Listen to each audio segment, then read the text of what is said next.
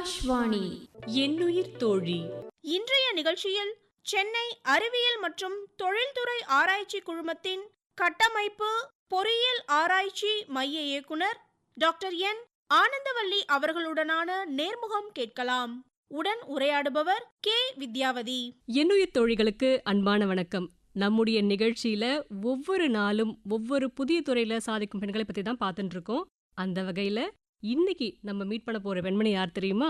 ஒரு ஸ்பெஷலான பர்சன் தான் சொல்லணும். CSIR உடைய SERC, அதாவது அறிவியல் மற்றும் தொழில்துறை ஆராய்ச்சி குழுமத்தோட கட்டமைப்பு பொறியியல் ஆராய்ச்சி மையத்தின் முதல் பெண் இயக்குனரா பொறுப்பேற்று சிறப்பாக பணியாற்றி வரும் விஞ்ஞானி டாக்டர் என் ஆனந்தவல்லி அவர்கள் தான் இன்னைக்கு வந்திருக்காங்க. வணக்கம் மேடம். அனைவருக்கும் வணக்கம். மேம், சிவில் இன்ஜினியரிங், அதை விட இன்ஜினியரிங்னு சொன்னாலே பொதுவாக பெண்களை விட ஆண்கள் அதிகமாக தேர்ந்தெடுப்பாங்க.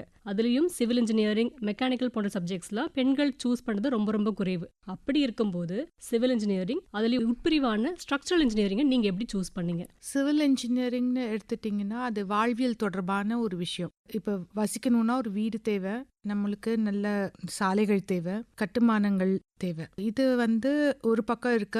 நீங்க சொன்ன மாதிரி பொறியியல்ங்கிறது ஆண்கள் சார்ந்ததுன்னு இருந்தது ஒரு காலம். இன்னைக்கு அது மாதிரி கிடையாது. நான் படிக்கும் போதையே நிறைய பெண்கள் இன்ஜினியரிங்க்கு நிறைய பேர் வர ஆரம்பிச்சிருந்தாங்க. ஆனா சிவில் மெக்கானிக்கல் நீங்க சொன்ன மாதிரி கொஞ்சம் சேலஞ்சஸ் இருக்குது. அது ஆண்கள் சார்ந்ததுதான்ற மாதிரியான கருத்து இருந்தது காலம் அது. இன்னைக்கு அது மாதிரி கிடையாது. அப்போ நான் படிக்கும் போதே என்னோடவே நிறைய பெண்கள் படிச்சாங்க. ஆனா இது வாழ்வியல் சார்ந்ததுனால முதல்ல எனக்கு அது நம்மளுக்கு கஷ்டமா இருக்குமோ, இது படிக்க முடியுமா, எனக்கு இன்ட்ரெஸ்ட் கம்ப்யூட்டர் சயின்ஸ்ல தான் இருந்தது. ஆனா நான் இதை எடுக்கும் போது கொஞ்சம் தயக்கம்லாம் இருந்தது. ஆனா அது படிக்க படிக்க அது மேல இருந்த ஆர்வமும், அதுக்கு மேல நான் மேற்படிப்பு படிக்கணும்னு ஆசைப்பட்டு அதுல எனக்கு ஒரு கட்டடத்தோட பிஹேவியர், இப்ப நீங்க நம்ம உடம்பே ஒரு கட்டமைப்பு தான். அந்த உடம்பு நம்ம ஒரு நாளும் அதை யோசிச்சிங்கன்னா அது எப்படி ஒரு கடவுள் இந்த அமைப்பை கொண்டு வந்திருக்கிறாருன்றது உலகாங்கிதம் அடையணும். அந்த மாதிரி நம்ம ஒரு கட்டமைப்பு. அது மாதிரி நம்ம இவ்வளோ பெரிய உயர்ந்த கட்டிடங்கள் நம்ம பார்க்குறோம் வெளிநாட்டில், ஏன் நம்ம நாட்டில் இல்லை? இந்த மாதிரி பிரிட்ஜஸ் எலிகண்டா ஸ்லீக்கா இருக்குது வெளியூர்ல, நம்ம ஊர்ல இல்லை. இந்த மாதிரி இருக்கும்போது எனக்கு அந்த ஸ்ட்ரக்சர்ஸ் சம்மந்தமாக படிக்கணும்னு ஆர்வம் ஏற்பட்டு அதனால ஸ்ட்ரக்சர்ஸ் தான் நான் அப்ளை பண்ணினேன். ஸ்ட்ரக்சரல் இன்ஜினியரிங் அதில் சூஸ் பண்ணினேன். பொதுவாக சிவில் இன்ஜினியரிங் பற்றி நிறைய பேருக்கு தெரிஞ்சிருக்கும். ஆனால் ஸ்ட்ரக்சரல் இன்ஜினியரிங் அப்படிங்கிறது பெரும்பாலானோருக்கு தெரியறதுக்கான வாய்ப்புகள் கிடையாது. அதை பற்றி சொல்லுங்கள். ஒரிஜினலாக இன்ஜினியரிங் ரெண்டு தான் இருந்தது. ஒன்று மிலிட்ரி இன்ஜினியரிங், இன்னொன்று சிவில் இன்ஜினியரிங். இந்த சிவில் இன்ஜினியரிங் அப்புறம் பிரிக்கப்பட்டு மற்ற துறைகள்லாம் வந்தது. இப்போ இந்த சிவில் இன்ஜினியரிங் கீழேயே பார்த்தீங்கன்னா ஏகப்பட்ட துறைகள் இருக்கு. ஸ்ட்ரக்சரல் இன்ஜினியரிங் ஒரு துறை, அது மாதிரி ஜியோ டெக்னிக்கல் இன்ஜினியரிங் இருக்கு, ரிமோட் சென்சிங் இருக்கு, என்விரான்மெண்டல் இன்ஜினியரிங் இருக்கு, பப்ளிக் ஹெல்த் இன்ஜினியரிங் இருக்கு, இரிகேஷன், ஹைட்ராலிக்ஸ், இன்னும் நிறைய துறைகள் இதுக்கு கீழே வருது. ஆனால் ஸ்ட்ரக்சரல் இன்ஜினியரிங்னா ஒரு கட்டமைப்பை சார்ந்து அதை பற்றி படிக்கிறது. அது பில்டிங் ஸ்ட்ரக்சர்ஸ் மட்டும் இல்லாமல் மற்ற இப்போ ஷிப் எடுத்துக்கிட்டிங்கன்னா அதுவுமே ஒரு ஸ்ட்ரக்சர். ஸோ அந்த மாதிரி நம்ம உடம்புமே ஒரு ஸ்ட்ரக்சர். இதை சார்ந்த எல்லா விஷயங்களும் அதில் படிக்க முடியும் இந்த துறையில். இப்போ எனக்கு ஒரு கேள்வி தோணுது மேம். நீங்கள் நம்மளுடைய உடலே ஒரு கட்டமைப்பு தான் அப்படின்னு சொன்னீங்க. நம்மளுடைய எலும்புக்கூடுகளுடைய கட்டமைப்பு தான் நம்மளுடைய உடலுடைய ஷேப்பை கொடுக்குது. அப்போ ஷேப் இருக்கக்கூடிய, உருவம் இருக்கக்கூடிய எல்லா பொருளுக்குமே ஒரு கட்டமைப்பு இருக்குன்னு தானே மேடம் அர்த்தம்? ஆமா, உருவம் இருக்கிற எல்லாத்துக்குமே ஒரு கட்டமைப்பு இருக்கு. அது இப்போ நீங்க கையை அசைக்கிறோம்னா அதுக்கு ஒரு மெக்கானிக்ஸ் இருக்குது. இப்படி அந்த ஜாயின்ஸ் பிஹேவ் பண்ணுது. அதே மாதிரி நம்ம கட்டடங்கள்லயும் நீங்க எடுத்துக்கிட்டீங்கன்னா ஒரு தூணோ ஒரு பீமோ எதுக்கு அந்த இடத்துல ப்ரொவைட் பண்றாங்கன்றதுக்கு ஒரு தாத்பரியம் இருக்குது. இப்போ பாலங்கள், கட்டிடங்கள், இதை தாண்டி கட்டமைப்புன்னு சொல்லும் போது மற்ற துறைகள்லயும் இந்த இன்ஜினியரிங் ஃபீல்டுக்கான இன்ஃப்ளூயன்ஸ் இருக்கா? ஜென்ரலா மக்கள் என்ன நினைக்கிறாங்கன்னா, கட்டடம் கட்டுறது, வீடு வசிக்கிறதுனா ஒரு கொத்தனாரை வச்சு கட்டிக்கலாம்னு யோசிக்கிறாங்க.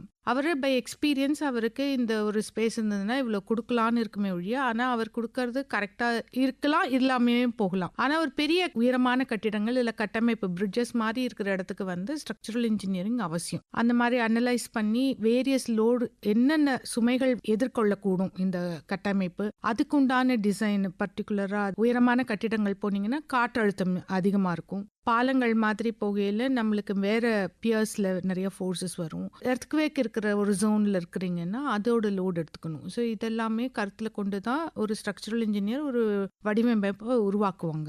அதனால இந்த பேசிஸில் தான் நம்ம பார்க்கணும். ஒவ்வொரு கட்டிடங்களும் நிலையா நிக்கிறது இந்த பூமியின் மேலதான். ஆனா பூகம்பங்கள் ஏற்படும் போது அந்த கட்டிடங்களுடைய ஸ்திரத்தன்மை பாதிக்காமல் இருக்கிறதுக்காக நீங்க ஏதாவது ஆராய்ச்சிகள் மேற்கொள்றீங்களா? அதை எப்படி டெஸ்ட் பண்றீங்க?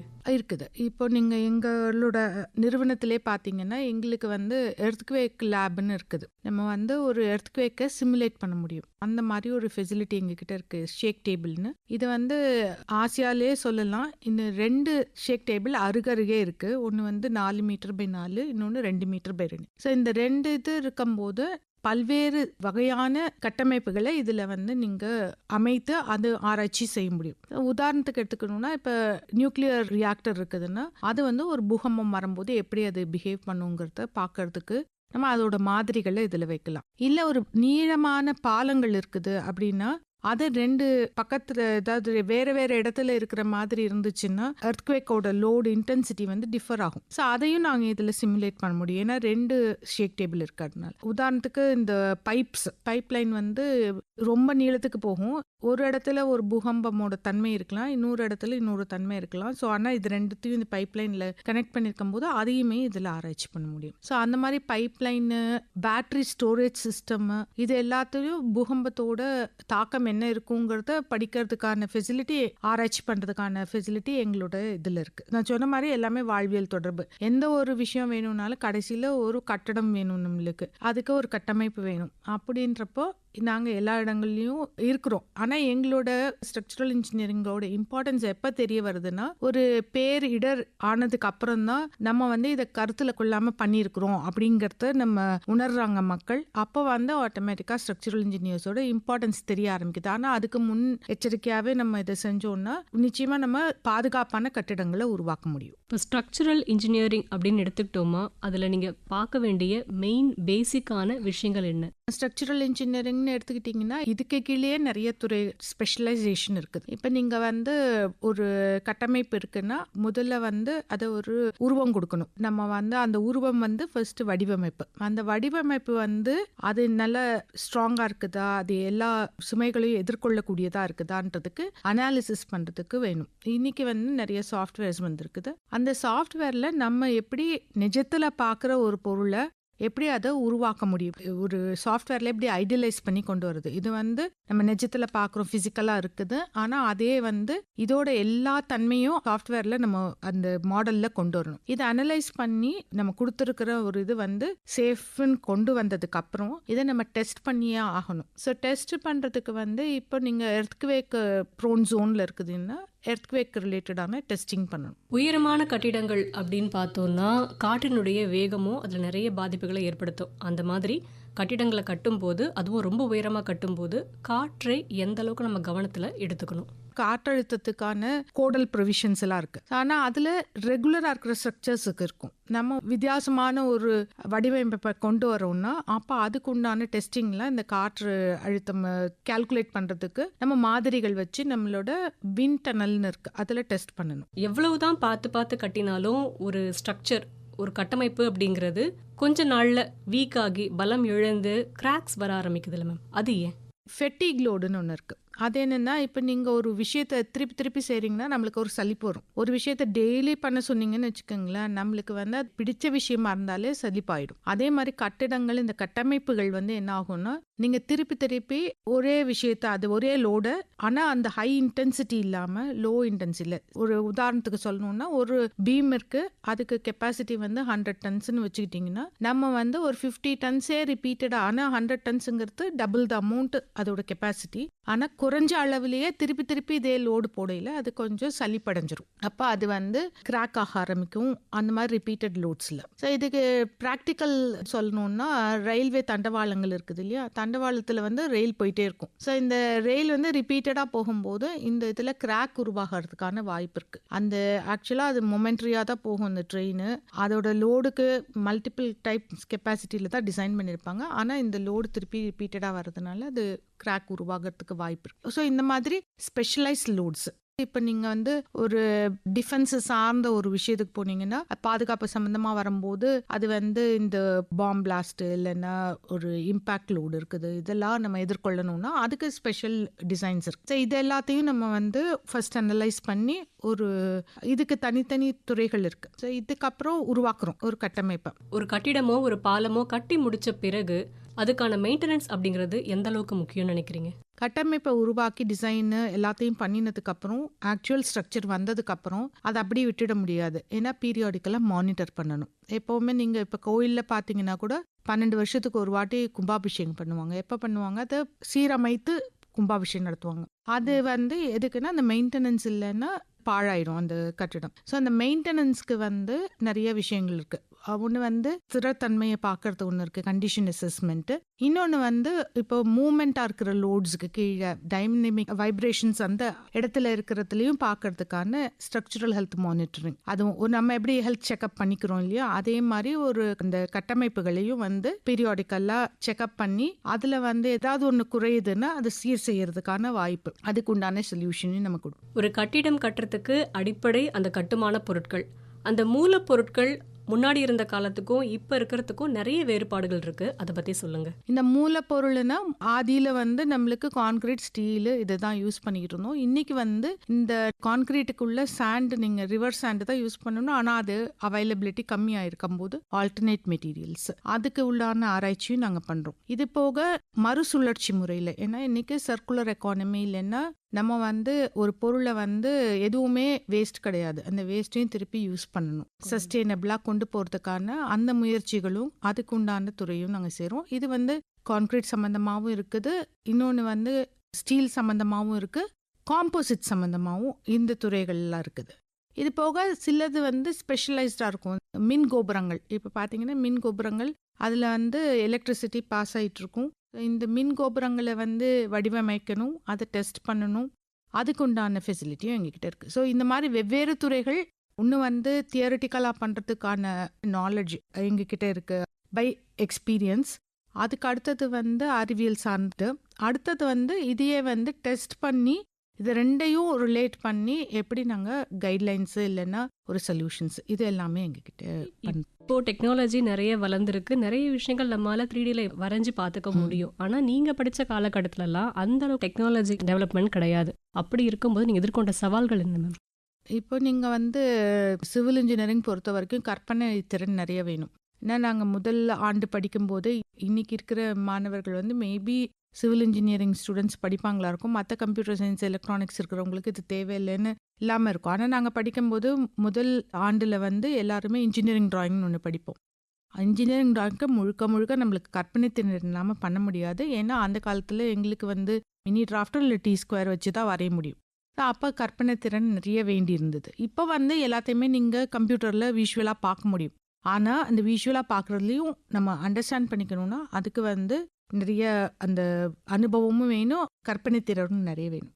இன்னைக்கு இருக்கிற காலகட்டம் ரொம்ப எளிமையாக தான் இருக்கும். நீங்கள் டிஸ்கிரிப்ஷன் கொடுத்து அது வந்து ஒரு மாடலாக கொண்டு வர்றதுக்கான அளவுக்கு வளர்ந்துருக்கு தொழில்நுட்பம். ஆனால் அது சரியான வகையில் நம்ம பயன்படுத்தணும். நம்ம வந்து அதை ஒரு டூலாக யூஸ் பண்ணணுமே ஒழிய அது நம்மளுக்கு பாஸ் ஆகிடக்கூடாது. அதில் நம்ம கவனமாக இருக்கணும். ஸோ செயற்கை நுண்ணறிவில் நமக்கு ஒரு சேலஞ்சும் இருக்குது அப்படின்னு சொல்ல வரீங்க. செயற்கை நுண்ணறிவு நிறைய பயன் இருக்குது. அந்த பயனெல்லாம் எப்படி நம்ம வந்து சரியான விதத்தில் யூஸ் பண்ணிக்கணும். இப்போ எங்களோட இதில் நான் உதாரணம் எடுத்துக்கணும்னா, இப்போ நான் ஸ்ட்ரக்சரல் ஹெல்த் மானிட்டரிங் பற்றி சொல்லிக்கிட்டு இருந்தேன். பிரிட்ஜஸில் போய் எங்களோட விஞ்ஞானிகள் வந்து சென்சர்ஸ் இன்ஸ்டால் பண்ணி, ஒரு ட்ரெயின் பிரிட்ஜ் இருக்குன்னு வச்சுக்கிட்டிங்களா, ரயில்வே பிரிட்ஜ், சென்சார்ஸ் போட்டுட்டு ரயில் போகும்போது அதை கேப்சர் பண்ணுவாங்க, அதோட ரெஸ்பான்ஸு. இப்போ இந்த ரெஸ்பான்ஸை கேப்சர் பண்ணிங்கன்னா அது எனார்மஸ் டேட்டா இருக்கும். ஸோ இந்த எனார்மஸ் டேட்டாவை நம்ம அனலைஸ் பண்ணணும். அப்போ இந்த மாதிரி டேட்டாலாம் இருக்கும்போது ஏஐயோட டூலு ரொம்ப உபயோகமாக இருக்கும். அது மாதிரி இதை பேஸ் பண்ணி நம்ம சொல்யூஷன்ஸ் கொண்டு வர முடியும். ஆனால் இது எல்லாத்தையும் மீறின நம்மளோட அறிவுங்கிறது இதை சார்ந்து தான் இது எல்லாமே வரும். ஸோ நீங்கள் வந்து அதை ஒரு எஃபெக்டிவாக யூஸ் பண்ணணும், டூலாக யூஸ் பண்ணணும். எப்போவுமே நம்ம வந்து அதுக்கு பாஸாக இருக்கிற மாதிரி பார்த்துக்கணும். உங்களுடைய முதல் ஆராய்ச்சி இல்லை முதல் ப்ராஜெக்ட் அதை பற்றி சொல்லுங்கள். நான் முதல்ல என்னோட எம்இ படித்து முடித்ததுக்கப்புறம் இந்த நிறுவனத்திலே நான் ஜூனியர் ரிசர்ச் ஃபெலோவாக ஜாயின் பண்ணேன். ஸோ எனக்கு முதல்ல கொடுக்கப்பட்ட இது வந்து தலைப்பு வந்து பூகம்பம் எதிர்கொள்கிற கட்டிடங்களை வந்து சிம்பிளிஃபை பண்ணி எப்படி அனாலிசிஸ் பண்ணுறது, இதுதான் எனக்கு முதல்ல கொடுத்தாங்க. அப்போது வந்து இந்த சாஃப்ட்வேரில் இவ்வளோ பாப்புலர் கிடையாது. அந்த சிம்பிளிஃபைடாக அதை எப்படி கொண்டு வரது, அந்த மாதிரி இருக்கிற சாஃப்ட்வேரே எழுதணும். அப்போ எனக்கு வந்து சாஃப்ட்வேர் எழுதவும் எனக்கு தெரியாது. டாக்டர் டிவிஎஸ்ஆர் அப்பாராவ் அன்னைக்கு வந்து அவர் டெப்யூட்டி டைரக்டராக இருந்தார், பின்னாடி வந்து அவர் டைரக்டர் ஆயிட்டார். அவர் எனக்கு கொடுத்த சவால் என்னென்னா, இந்திய வரைபடம் அந்த சீஸ்மிக் மேப் வந்து ஸ்க்ரீனில் வரணும். ஸ்க்ரீனில் வந்து நான் ஒரு இடத்த சூஸ் பண்ணுறேன் அப்படின்னா அதுக்கு உண்டான அந்த பேராமீட்டர்ஸ்லாம் வரணும்னு சொல்லி சொன்னார். ஸோ இது வந்து இன்னைக்கு இருக்கிறதுல எளிமை, அன்னைக்கு வந்து கொஞ்சம் சேலஞ்சிங். அது வந்து நான் நிறைய எனக்கு ப்ரோக்ராமிங்கும் அவ்வளோ பழக்கம் இல்லை, ஆனால் அதையும் கற்றுக்கிட்டு இது பண்ணினேன் அந்த டயத்தில். அது ஸ்க்ரீனில் பார்த்தப்போ எனக்கும் ரொம்ப மகிழ்ச்சியாக இருந்தது. அவரும் ரொம்ப அப்ரிஷியேட் பண்ணார். எல்லாருமே என் கூட இருந்தவங்கெல்லாம் எனக்கு பயங்கர சப்போர்ட்டிவாக இருந்தாங்க. டெக்னாலஜி சப்போர்ட் இல்லாதப்போ உங்களுடைய மைண்டோடைய உத்வேகத்தை சப்போர்ட்டாக எடுத்துக்கிட்டு ஒரு ப்ராஜெக்டை சூப்பராக முடிச்சிருக்கீங்கன்னு சொல்கிறீங்க. பாராட்டுகள் மேம். மேம், அதுக்கப்புறம் சவாலான ஒரு ப்ராஜெக்ட் வந்திருக்கும் இல்லையா? இத்தனை வருஷ பயணத்தில் உங்களுக்கு சவாலான ஒரு ப்ராஜெக்ட் இருந்திருக்கும். இது ரொம்ப டஃப்பாக இருந்துச்சு அப்படின்ற ஒரு ப்ராஜெக்ட்னா என்ன சொல்வீங்க? எங்ககிட்டே அந்த மாதிரி இருக்கிறதுக்கு தானே வருவாங்க. எளிமையாக பண்ணுறதுக்கு ஆராய்ச்சியாளர்கள் தேவையில்லை. எப்பவும் செய்கிற விஷயத்த செய்கிறதுக்கு நாங்கள் தேவையில்லை. வர ஒரு ப்ராஜெக்ட்டுமே எங்களுக்கு ஒரு படிப்பினையும் கொடுக்கும், எங்களோட அனுபவத்தை வந்து எப்படி நாங்கள் பயன்படுத்திக்கிற வாய்ப்பையும் கொடுக்கும். ஸோ அந்த மாதிரி எனக்கு சேலஞ்சிங்காக நான் ஃபேஸ் பண்ணினது வந்து ஒரு வெடிப்பொருள் கிடங்கு டிசைன் பண்ணணும். எங்களுக்கு கொடுக்கப்பட்ட சேலஞ்ச் வந்து அந்த 2 வெடிப்பொருளுக்கு நடுப்புற இருக்கிற அந்த ஸ்டோரேஜ் ஸ்ட்ரக்சருக்கு நடுப்புற இருக்கிற டிஸ்டன்ஸ், அது வந்து சேஃப்டிக்காக ஒரு டிஸ்டன்ஸ் வச்சுருப்பாங்க, அதை வந்து கம்மி பண்ணணும், 1/3 கம்மி பண்ணணும். அந்த 1/3 கம்மி பண்ணுற சமயத்தில் ஒரு கிடங்குல திடீர்னு அது இதுவாயிடுச்சுன்னா கூட பக்கத்தில் இருக்கிற கிடங்குக்கு அது பரவக்கூடாது, அதில் இருக்கிற வெடிப்பொருட்கள் வந்து சேதமாகக்கூடாது. இது எல்லாமே தான் சேலஞ்சு. இது எல்லாத்தையும் எதிர்கொண்டு நான் வந்து இந்த டிசைன், அதுக்குண்டான அனாலிசிஸ், டிசைன் அதுக்குண்டானதெல்லாம் பண்ணி அது ரியல் டைமில் டெஸ்ட்டும் பண்ணினாங்க. அது டெஸ்ட் பண்ணி அந்த ஸ்ட்ரக்சர் நிற்கும் போது நிச்சயமாக அது எனக்கு சாட்டிஸ்ஃபேக்ஷன், மைண்டு ஒரு தன்னிறைவை எனக்கு கொடுத்தது. வெடிக்கிடங்குன்றது ரொம்ப லேசான விஷயம் கிடையாது. உள்ள இருக்கிற பொருட்களும் டேஞ்சராக இருக்கும், வெளியில் இருக்கிற விஷயங்களும் அதில் பாதிக்காமல் இருக்கிற மாதிரி ஸ்ட்ரக்சர் வடிவமைப்பு நீங்கள் பண்ணியாகணும். உண்மையிலே சவாலான விஷயம் தான் மேம். மேம், இப்போ ஸ்ட்ரக்சர் இன்ஜினியரை பொறுத்த வரைக்கும் இதை தாண்டி நம்ம வந்து மருத்துவத் துறைகளில் இல்லை கப்பல் கட்டும் துறைகள் அந்த மாதிரி நிறைய விஷயங்களில் அந்த இன்ஜினியர்ஸ் இன்வால்வ் ஆகுங்க இல்லையா? அதை பற்றி எங்களுக்கு சொல்லுங்கள். இப்போ எங்களோட நிறுவனத்திலே வந்து கப்பல் அது சார்ந்த ஆராய்ச்சிகள், அதாவது ஒன்று வந்து அந்த கட்டமைப்பில் இருக்கிற சில விஷயங்கள் எடுத்து ஆராய்ச்சி பண்ணியிருக்கிறோம். இன்னொன்று வந்து சாக்ஸ்ன்னு ஒரு சாஃப்ட்வேர் டெவலப் பண்ணியிருக்கோம். அந்த ஷாஃப்டை வந்து அலைன் பண்ணணும். அந்த ஷாஃப்ட் அலைன்மெண்ட்டுக்கு ஒரு சாஃப்ட்வேர் நாங்களே உருவாக்கி, அதை வந்து நான் சொல்கிறது ஒரு 20 வருஷத்துக்கு முன்னாடி உருவாக்கின சாஃப்ட்வேரு, பட் அதை யூஸ் பண்ணினதுக்கப்புறம் அப்கிரேட் பண்ணணும்னு திருப்பி வந்தாங்க. ஸோ அது வந்து இட் ஷோஸ் தட் நாங்கள் அந்த முயற்சி வந்து அவ்வளோ சக்ஸஸ்ஃபுல்லு. அதனால தான் அவங்க திருப்பி எங்ககிட்ட வந்து அதையே திருப்பி லேட்டஸ்ட் இதில் எழுதி தர சொல்லி விஷுவலைசேஷனோட வர மாதிரி. ஸோ இந்த மாதிரி அது சார்ந்தது பண்ணியிருக்கிறோம். அதுக்கப்புறம் வந்து அதில் கிரில்லேஜ் ஸ்ட்ரக்சர்ஸ்னு ஒன்று இருக்கும். இது வெறும்னா வந்து ஒரு தகடு மாட்டு இல்லாமல் அங்கங்கே அதை ஸ்ட்ரென்தன் பண்ணுறதுக்கு சட்டங்கள் இருக்கும். ஸோ இதை சார்ந்த ஆராய்ச்சியும் பண்ணியிருக்கிறாங்க. இது போக இது சார்ந்து பயோமெக்கானிக்ஸ்னு இருக்குது. ரொம்ப நாங்கள் அதில் இன்வால்வ் ஆகலைனாலும் சில விஷயங்கள் பண்ணியிருக்கோம் பயோமெக்கானிக்ஸ். ஏன்னா இப்போ வந்து ஒரு இம்ப்ளான்ட் வைக்கிறாங்கன்னா அது சார்ந்து நம்ம வந்து அனாலிசிஸ் பண்ண முடியும். பட் எங்கள் நிறுவனத்தில் என்ன நான் பண்ணினாங்கன்னு சொல்ல முடியாது. ஜென்ரலாக ஸ்ட்ரக்சரல் இன்ஜினியரிங்கில் இருக்குது பயோமெக்கானிக்ஸ். உங்களுடைய நிறுவனம் பற்றி சொல்லுங்கள். எப்போ நிறுவனம் துவங்கப்பட்டுச்சு, அதோடைய நோக்கம் என்ன? இந்த நிறுவனம் வந்து 1965 துவக்கப்பட்டது. இது வந்து ஸ்ட்ரக்சரல் இன்ஜினியரிங், இந்த கட்டமைப்பு பொறியியலில் வந்து தன்னிறைவு, இந்தியாவில் வந்து தன்னிறைவு அந்த ஸ்கில்ஸ் நிறைய வேணுன்ற ஒரு கருத்தில் வச்சுக்கிட்டு இதை உருவாக்கினாங்க. எங்களோட முதல் ஃபவுண்டர் டைரக்டர் வந்து டாக்டர் ப்ரொஃபஸர் GS ராமசுவாமி. அவரோட கனவு தான் இன்றைக்கி நாங்கள் இங்கெல்லாம் உட்காந்துட்ருக்குறோம் இந்த ஒரு அமைப்பில். அவர் இதை உருவாக்கும் போது நிறையா சேலஞ்சஸும் இருந்தது. இப்போ எக்ஸாம்பிளுக்கு சொல்லணுன்னா, அந்த காலத்தில் வந்து முறுக்கு கம்பிகள் கேள்விப்பட்டிருப்பீங்க. முறுக்கு கம்பிகளை இந்திய மயமாக்கப்பட்ட ஒரு டெக்னாலஜியாக உருவாக்கினது வந்து எங்கள் நிறுவனம் தான். அது நிறைய பேருக்கு தெரிய வாய்ப்பில்லை. இன்றைக்கி வந்து அது ரொம்ப காமனாக யூஸ் பண்ணுறாங்க. ஆனால் ஒரிஜினலாக டெக்னாலஜி நாங்கள் உருவாக்கினோம், கம்பெனி வந்து எடுத்துகிட்டு கிட்டத்தட்ட அது கொடுத்த ராயல்ட்டி வந்து CSIRலேயே அதிகமான ராயல்ட்டின்னு சொல்லிக்கிறாங்க. ஸோ இதுதான் வந்து ஃபர்ஸ்ட்டு எங்களோட அச்சீவ்மெண்ட்டு. அடுத்தது இப்போ எங்களோட கனவு என்னென்னா, உலக தரத்தில் எங்களோட நிறைய விஷயங்கள் இருக்குது. ஸோ நாங்கள் வந்து குளோபல் லீடராக ஸ்ட்ரக்சரல் இன்ஜினியரிங்கில் வரணுங்கிற ஒரு விஷனோட தான் நாங்கள் ஒர்க் பண்ணிட்டு இருக்கிறோம். ஸோ இதில் வந்து 6 துறைகள், அதாவது 6 புலன்கள் அமைத்து த்ரஸ்ட் ஏரியாஸ் அதை ஒர்க் பண்ணுறோம். எங்களோட எல்லா விஷயங்களையும் அதை சார்ந்து ஒர்க் பண்ணுறோம். பேரிடர் காலத்துல ஸ்ட்ரக்சரல் இன்ஜினியரிங்களுடைய ரோல் என்ன மேம்? முதல்ல நான் சொன்ன மாதிரி டிசாஸ்டர் மிட்டிகேஷன், இந்த மாதிரி பேரிடர் வரும்போது எப்படி அதுக்காண்ட அணுகுமுறை, அதுக்கு கீழே வந்து பார்த்தீங்கன்னா இந்த டிசாஸ்டர் மிட்டிகேஷன்ற புலனுக்கு கீழே நீங்கள் இயற்கையாகவே இப்போ பூகம்பம் இல்லை ஒரு சைக்ளோனு அதெல்லாம் வந்து இயற்கையாக நடக்கக்கூடியது. செயற்கையாக மனிதனால் உருவாக்குற நிறைய விஷயங்கள் இருக்குது. அது நான் சொன்ன மாதிரி வெடிப்பொருள் ஒன்று. இன்னொன்று வந்து இப்போ நீங்கள் புல்லட் ப்ரூஃப் பில்டிங்ஸ் அதெல்லாம் இருக்குது. அந்த மாதிரி புல்லட் ரிலேட்டடு இம்பேக்ட் லோடு. இம்பேக்ட்டுங்கிறது வெறும் புல்லட்டோட இல்லை. இப்போ நீங்கள் மிசைல் இம்பேக்ட்டுக்கு யோசிக்கலாம். இல்லைன்னா வந்து ஒரு வெஹிக்கல் வாகனம் வந்து இடிக்கிறதுக்கு கூட ஒரு இம்பேக்ட் லோடு. ஸோ இந்த மாதிரி இது சார்ந்தது. அப்புறம் அக்காஸ்டிக் லோடு, இந்த மாதிரி இருக்கிறத சார்ந்து அவங்க இந்த டிசாஸ்டர் மிட்டிகேஷன் கீழே ஒர்க் பண்ணுவாங்க. நம்ம எப்படி நம்முடைய ஹெல்த்தை பார்த்துக்கிறோமோ, வருஷம் ஒரு ஆனுவல் ஹெல்த் செக்அப் பண்ணிக்கிறோமோ, அந்த மாதிரி ஒரு கட்டிடத்துக்கும் ஒரு ஸ்ட்ரக்சருக்குமே ஒரு மேம்பாலமாக இருக்கட்டும் இல்லை ஒரு கட்டமைப்பாக இருக்கட்டும், அதற்கான ஹெல்த் மானிட்டரிங், அதனுடைய நலனை சார்ந்த மானிட்டரிங்கை நீங்கள் எப்படி பண்ணுறீங்க? இந்த கட்டமைப்புகளோட நலனை நாங்கள் வந்து ஆராய்ச்சி பண்ணுறது, அதுக்கு உண்டான விஷயங்களை முதல்ல லெபார்டரி ஸ்கேலில் டெஸ்ட் பண்ணிவிட்டு அப்புறமா நாங்கள் வந்து ஃபீல்டுக்கு எடுத்துகிட்டு போய் சொல்யூஷன் கொடுக்குறோம். இது வந்து இந்திய மேப்பில் எங்களோட விஞ்ஞானிகள் வந்து இந்திய ரயில்வேக்காக கிட்டத்தட்ட 100க்கும் மேற்பட்ட இடங்களில் போய் அந்த டெஸ்டிங் எல்லாம் பண்ணியிருக்காங்க, சொல்யூஷன் கொடுத்துருக்கோம். இது போக இப்போ வந்து ரயில்வேயோட ரயில் வேகம் அது வந்து அதிகரிச்சிருக்கு.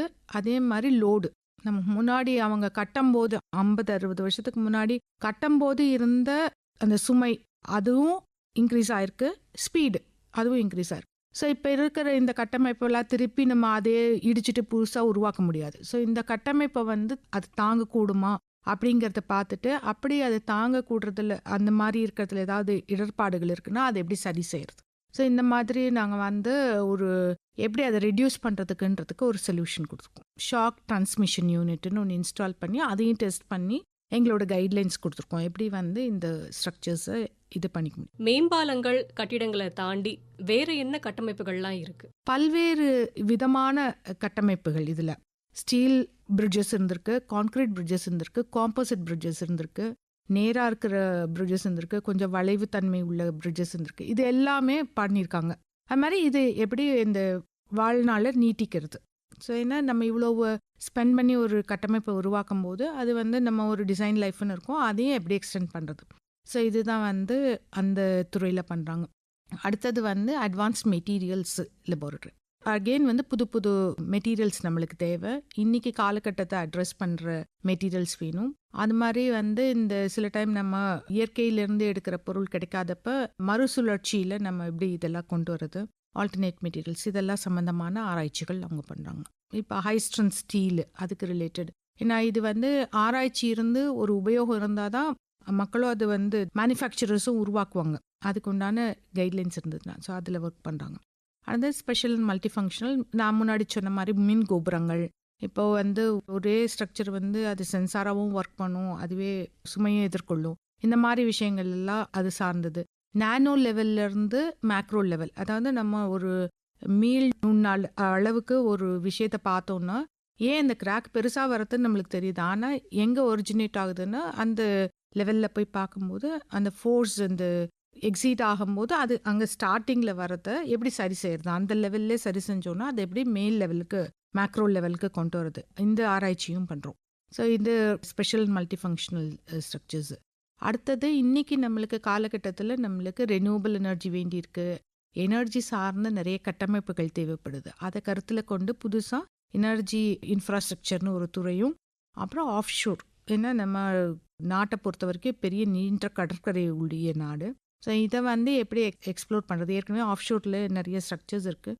ஸோ நம்ம வந்து ரெனியூவபிள் எனர்ஜி ஸ்ட்ரக்சர் எப்படி ஆஃப் ஷோருக்கு கொண்டு போகிறது, இந்த மாதிரியான ஆராய்ச்சிகளும் நாங்கள் பண்ணுறோம். இப்போ நிலத்தில் நீங்கள் ஒரு கட்டுமானம் செய்கிறீங்கன்னா அதில் நிறைய விஷயங்களுக்கு சேலஞ்சிங்காக இருக்கும். ஆனால் கடலுக்கு நடுவில் செய்யும் போது அதில் இருக்கக்கூடிய சேலஞ்சஸ் என்ன மேடம்? அதில் இப்போ நீங்கள் வேவ் லோட்ஸு எதிர்பாராமல் திடீர்னு சைக்ளோன் இருக்குன்னா அதுக்கு உண்டான லோட்ஸ் எதிர்கொள்ளணும். அப்புறம் ஃப்ளோட்டிங் ஸ்ட்ரக்சர்னா அது மூவ் ஆகாமல் இருக்கிற ஆங்கரேஜ் கொடுக்கணும். அரிப்புத்தன்மை நிறையா இருக்கும். உப்புத்தன்மை நிறையா இருக்கிறதுனால நம்ம கன்வென்ஷனல் மெட்டீரியல்ஸ் யூஸ் பண்ணால் அதில் அரிப்புத்தன்மை இருக்கும். இதெல்லாம் கருத்தில் கொண்டு தான் நாங்கள் எங்களோட ஃப்ளோட்டிங் ஆஃப் ஷோர் பிளாட்ஃபார்ம்ஸ், கடலில் வந்து மிதக்கும் கட்டமைப்புகள், இது மேலே வந்து நம்ம ரினியூவபிள் எனர்ஜிக்காக ஒன்று வந்து விண்ட் டர்பைன்ஸ் நீங்கள் நிலத்தில் பார்த்துருப்பீங்க, அதே கடலில் உருவாக்குறது. அப்புறம் சோலார் ஃபார்ம்ஸ், இது ரெண்டையும் பேசிஸாக எடுத்துட்டு இப்போதைக்கு இந்த டெக்னாலஜி இம்போர்ட் தான் பண்ணுறாங்க. ஆனால் இன்னும் இன்ஸ்டால் பண்ணுற லெவலுக்கு வரலை, அதாவது கடலில் இருக்கிறதுக்கு. ஸோ இது நாங்கள் இன்னும் நியர் ஃபியூச்சரில் நம்மளுக்கு தேவைப்படுன்றதை வச்சுட்டு நாங்கள் இதில் ஆராய்ச்சி right from scratch we have done it. இப்போ ஒரு லெவல் மெச்சூரிட்டி வந்திருக்கு.